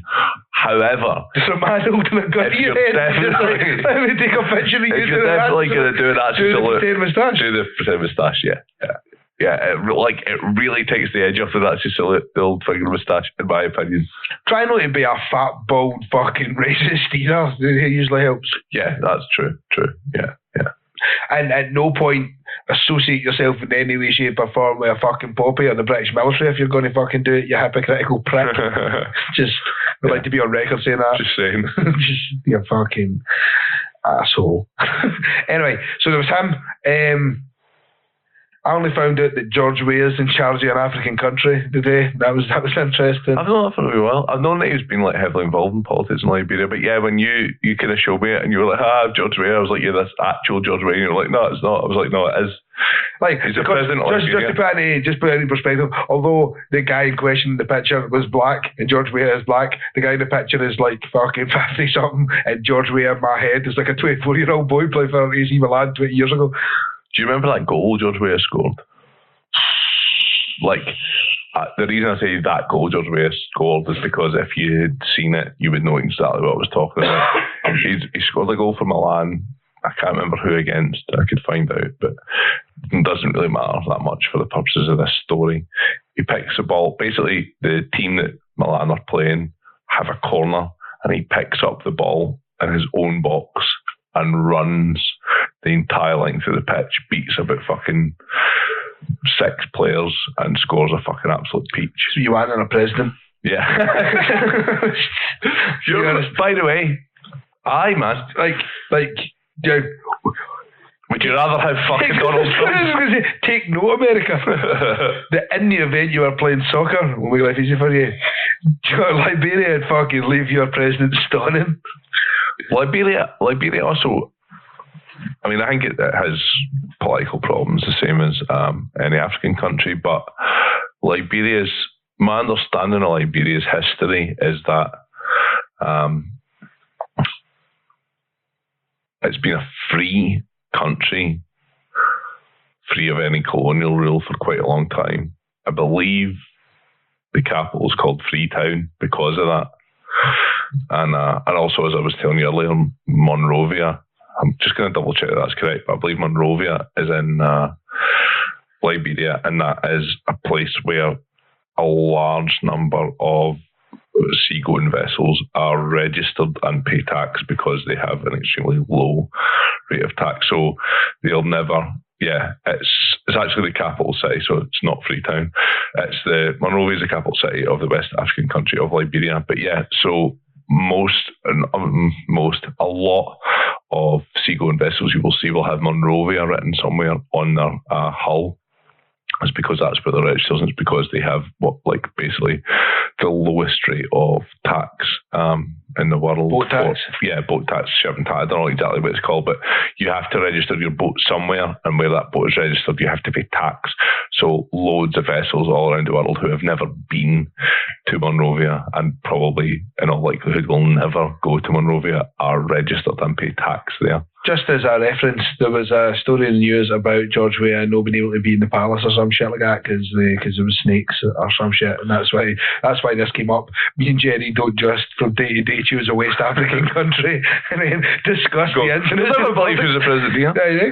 Interestingly enough, another footballer who I believe has run for office in their country is Paulo Wanchop, who is a Costa Rican striker who used to play for Derby County. Oh, when you said their country, I thought you meant Liberia. I was like, what the fuck's happening?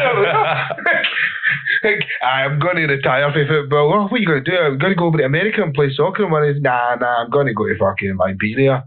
And I'm going to run for fucking office. Also, another story about Paulo Wanchop is that I used to work with a guy offshore who all the Geordies that I worked with used to call him Paulo One Top because he only ever wore one top to work every day, and they were all like, how is he? Yeah, can't he be clean? See, one day we should do an episode of just our favourite funny stories, non-connected, just funny stories of things that are worthwhile. He was a Costa Rican national team coach. Maybe it was in politics. Maybe I'm talking after shite. I love the idea he's listening, right? And he's just like, oh, Jerry, that was wrong. I'm not going to have to get any politics in there. Rather than correct you. Maybe he's not being politics. I don't know. Maybe I made that up. So, oh yes, the Brexit party. Aye. So our boy Steve Bannon's back. By our boy, I mean that cunt we've been talking about since episode 1. We keep on telling he's a bad bastard. Nobody's listening. He's a bad bastard. He's a horrible, horrible man. He looks like a melted welly. He was wearing 2 shirts in a fucking interview. Yeah. He was wearing like a black. He was wearing like his black Hugo Boss Nazi uniform. It wasn't an interview. It was a video of a conversation between him and Nigel Farage, and I can't quite grasp what the purpose of the filming of that was, but it's like somebody's, and I can only judge by the decoration possibly for Ashes, but someone's like dining room table, like in what looks like a poorly decorated, well-to-do person's dining room. There's like some, if I recall, right, like highlighters or stuff sitting over a pile of paper, like next to them or between them, and old fucking Stevie Two-Shirts is wearing his black Nazi uniform underneath what looks like a shirt and jacket somebody's gave to him to say, you can't wear that absolutely definitely black Nazi looking uniform, and he was just like, well, I'm not taking it off. They were like, they just put this shirt and jacket on. I'm not doing the funny finger moustache either. No, I mean it. He actually looks like he's wearing like one of Farage's shirts and jackets, because they've just been like, that's a black Hugo Boss shirt you've shown up with a yellow armband. Just like, I'm much happier, Nazi. But the video is basically Bannon talking to Farage about the fact that they need to create a political movement, a regulatory body for Nazis. Yeah, a global political movement. Nobody's doing that before. No, yeah, nobody's doing that before. What is this? That's Steve Bannon, the anti-globalist. Now, it's almost like, without a word of a lie, it's the closest thing I've ever seen to like 2 people James Bond villaining out their fucking baddie plan. Just like we should get all the Nazis together and then convince people that we're no Nazis to because we're willing to like fucking call people that are immigrating fucking racist. It's just like, we should do that. And nobody will know. Nigel Farage does at one point do a really creepy laugh thing at something which wasn't funny. No, but that's obviously it's been cut. It was just that way where they were just like, we'll eat the brains and we'll get shaky with our Cujo, which is my favourite song by Casey and Kuro. Casey and the Sunshine Man, Shaky with the Kuro. That's the name of the tune. I'm shaky on Kuro. Yeah. Oh! No. You know. So it turns out he's funded. I can't guarantee that. I was just going to give myself an elite. You can't guarantee that, but what you can guarantee is that Nigel Farage boasted that the Brexit Party had pulled in £750,000 in political donations in 10 days prior to the launch of their website. And he very specifically stated that they were all under £500. So conveniently on their website, you can only make donations of up to £500. And you can only do it via PayPal. And conveniently, British law states that any payments to political parties that's under £500 can be from anonymous. No, it doesn't say that. Not the hackers. That would cause a very specific problem. No, but it can be from anonymous donations. Essentially, you don't have to have documentation that goes along with it. And they're not party to Electoral Commission rules as such. Now, they would be, if it was investigated thoroughly, they could be prosecuted if it turns out that they don't conform to Electoral Commission rules as such. But they do not, anything under £500 does not need to be declared on the official documents of declaration of expenses, of funding, etc., to the Electoral Commission. The law specifically states that anything under £500. So they've made it deliberately. You can't make a donation above £500. And it also means that, so one of the rules would be that any personal donations have to come from a registered UK citizen, and any company donations have to come from a company registered in the UK. However, if you're doing it via PayPal and you're doing it for less than £500, you could be anywhere in the world. So the other thing is, and just so you understand how these numbers work, in the event you were getting donations of £500 off of each of your donators, you would have to get, that'd be 1,500 donations in the 10 days to make up the £750,000. So that's 150 unique donations every day in the first 10 days before your website. £75,000 worth of donations a day. Yeah. It's 150. It's 150 donations. That would be if everyone was giving you £500 as well. Hypothetically, we would split it up more than that. To give you an example, bear in mind as well, the Brexit Party are not an established political party. This was before the launch of their website. They'd managed to club together a 750 grand. We're suggesting that people are PayPaling. Jump onto PayPal because to donate to a party text them that they're not sure exists. Somebody's texting just like send £500 to our incredibly rich investment banker guy, Nigel Farage. But by way of a comparison, the Labour Party in the 2015 general election, at what is like a high watermark for political funding in the UK via this sort of method, managed to pull in £53,000 a day for a couple of weeks prior to the 2015 general election.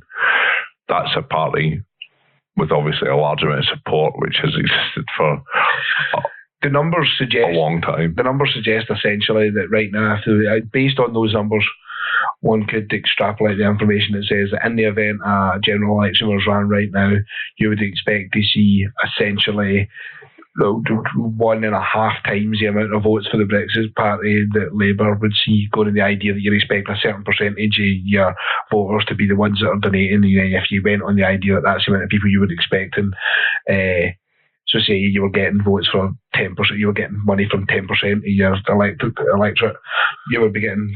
Conversely, you could look at it and go, this is fishy as a motherfucker. Or you could actually look at it and just be like, seems like it's all ex-Tories, though.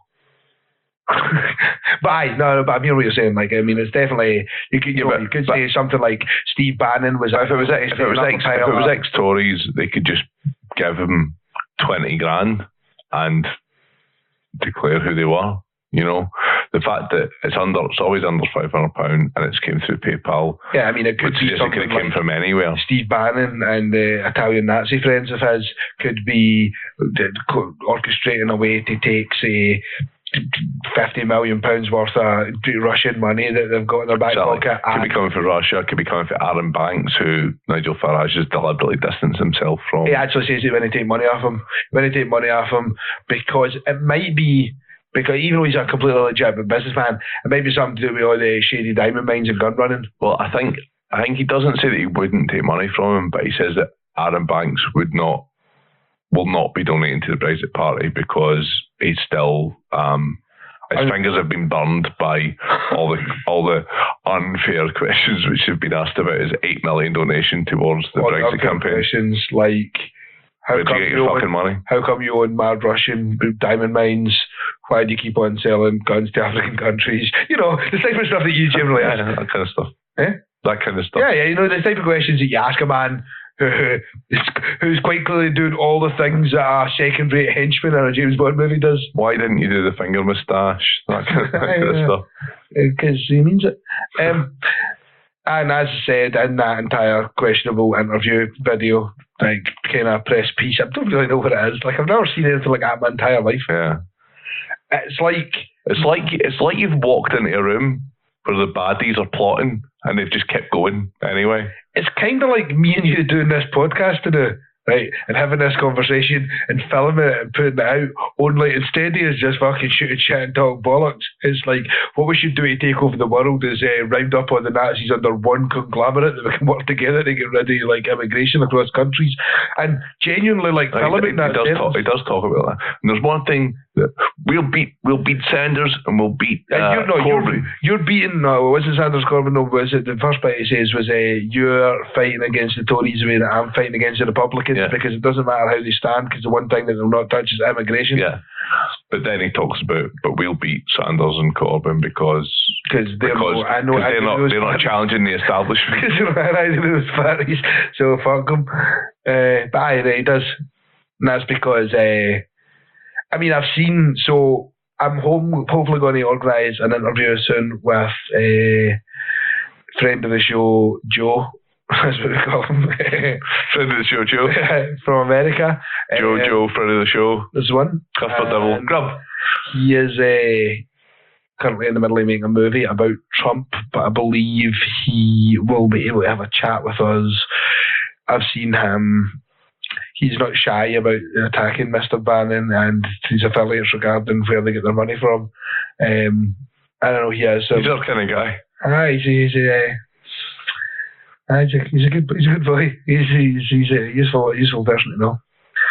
But certainly he suggested last week or so that Steve Bannon's money is all over Farage's new party. And I believe Carol Cadwalladr possibly. Carol Cadwalladr. Yeah, she had made some statements on Twitter. She asked a question by making a statement. Yeah. Tough for me to defend the statement, but I get the premise of where she was going with it. But yeah, she basically accused Farage of getting the funding for the Brexit Party from nefarious sources, and then when she was accused of being libelous, she kind of backed off a little bit.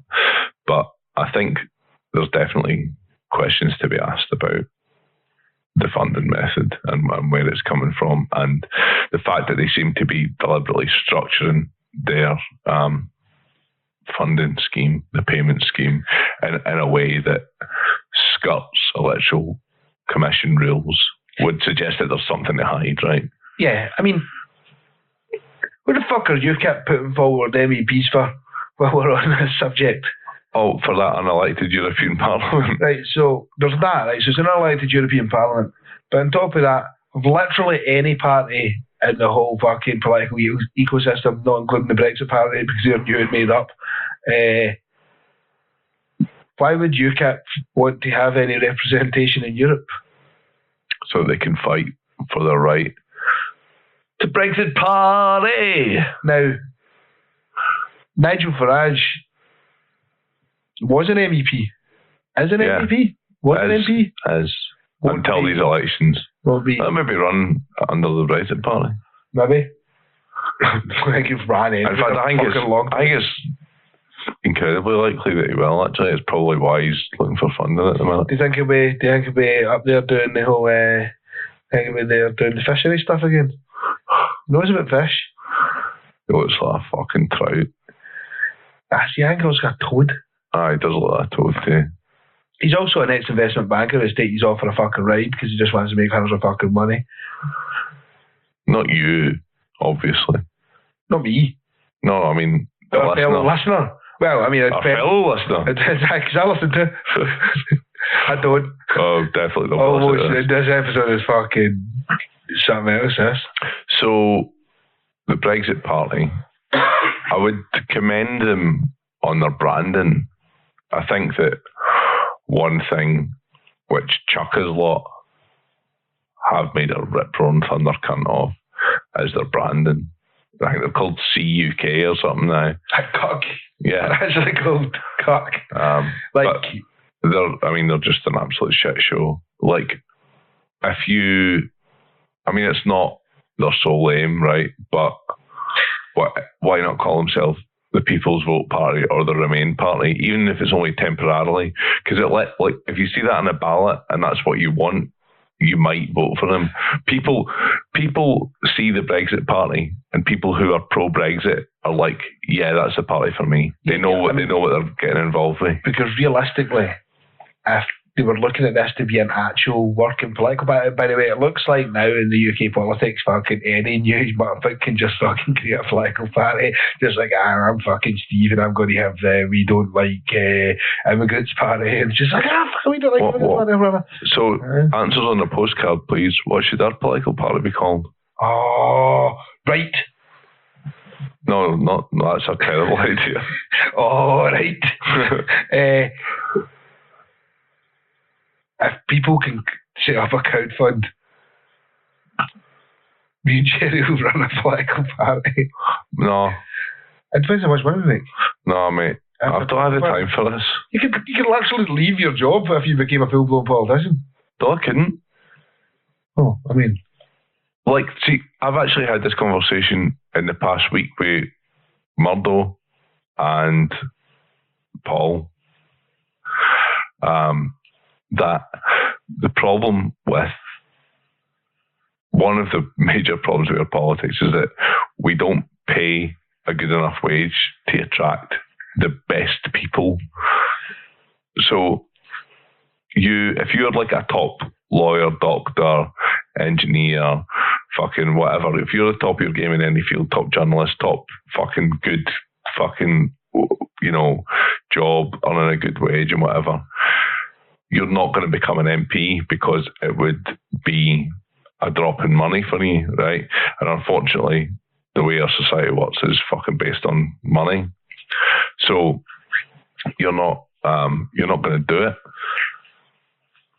Why would you leave a good job to go and get paid less doing something which is incredibly difficult, where there's a massive amount of pressure and like public interest and focus on you and scrutiny. So that's why what you tend to get are people who are like middling in their careers or are working in middle management. The entire country is ran by middle management. People who see an MP's job as perhaps cushy, perhaps an opportunity to increase their salary, blah, blah, blah, blah, but they're not the best of the best. And until you can attract the best of the best, you're going to keep getting the fucking kind of cretins that we have in Westminster at the minute. I mean, you have the other side of the spectrum, which is the absurdly rich already. Yeah, like Jacob Rees-Mogg. That was exactly the one I was thinking. So did you see... I mean, David Cameron as well. So I believe, I'm going to double check this now, but I believe that one of the members of the Brexit party is Arunziata Rees-Mogg. Oh no, I did see that. That's true. What the fuck is that name? Oh, well, I mean, like mine we went to school with Arunziata McGumpshy. No, I do not remember that. I couldn't even get through that. McGumpshy. The McGumpshy family. So she's a freelance journalist whose focus is finance. There's a shocker. I'm going to take a stab in the dark and say she is part of the Rees-Mogg family. You're right. I don't imagine that's that common a name. She was a Tory from 1984 to 2019, but she's still a Tory deep in now joined the Brexit party. Her dad was William Rees-Mogg, writer of that fucking book about disaster capitalism. Is that Jacob's sister? Yeah. Is that like Shakespeare's sister? Stay with me. You better hope and pray. Yeah, that was a good tune actually. I didn't mind that. I also found her weirdly sexy. Is she not the bird for Alicia's Attic? Alicia's Attic. What did they do? Songs in the 90s. I'm going to have to look them up now. I think it's the same bird. Say, right, as the woman from Shakespeare's sister in Alicia's Attic. And then who knows what you get as a return in that? Because there is a possibility there's a Shakespeare's house with a Shakespeare's Attic that... Alicia's Attic were English pop duo of the 1990s and early 2000s. The two members were sisters. Actually, I kind of remember these two. I don't believe for a minute that either one of them was in Shakespeare's Sister. Is that the black-haired lassie that's like, is she no? Nah, man, definitely not. Because they were two sisters for Liverpool. Oh, no, for London, sorry. For London Pool? Do you know what it is? Their surname's Pool. I think that's where I got fucking mixed up. But yeah, they were not in They were not in Shakespeare's Sister. No, she's the lassie was in Bananarama. Oh yeah. That's right. I did know that actually. Robert De Niro's Waiting. Good. Have you ever heard that? I thought you meant to do an interview, and I was going to say, "Oh, Jerry, you've ruined it for Andy." I know that. Yeah, this was all a ploy to throw you off the scent. This rambling nonsense. Just fucking honestly, I can't believe this is an episode. I think we should probably wrap up. Aye, man. Yeah, maybe not attach our names to this, man. Well, it's alright. I'm cunty. Yeah, cunt 1-3. So, you all know, we have a deep dive coming up that we're going to be recording when Jerry gets back from offshore next time. Yeah. Should have an interview in the coming week. In the next week or so, yeah. And yeah, we're going to get back on track after that. We are. We're going to ramp stuff up. We're going to get back on the ball. We apologise for our absence. We apologise for the haphazard nature of this episode, and we hope to be bringing you some top quality journalistic fact finding. Yeah, I mean, we've got a real deep dive and a real interview coming up, and then we've got other things on the cards. So the other thing that's held us up is we're working on some other stuff that in due course we'll be able to let you know, but that's taken up quite a bit of our time as well. It takes up quite a bit of our thoughts. Because we're having to plan that out. We're not going anywhere. Okay, tell me about it. But yeah, no, we have bigger plans and we have potential projects in the making. So watch this space. Or listen to this space. Yeah, listen to us in space. If you're listening to us in the ISS, let us know. Yeah. What was it called? Horrible...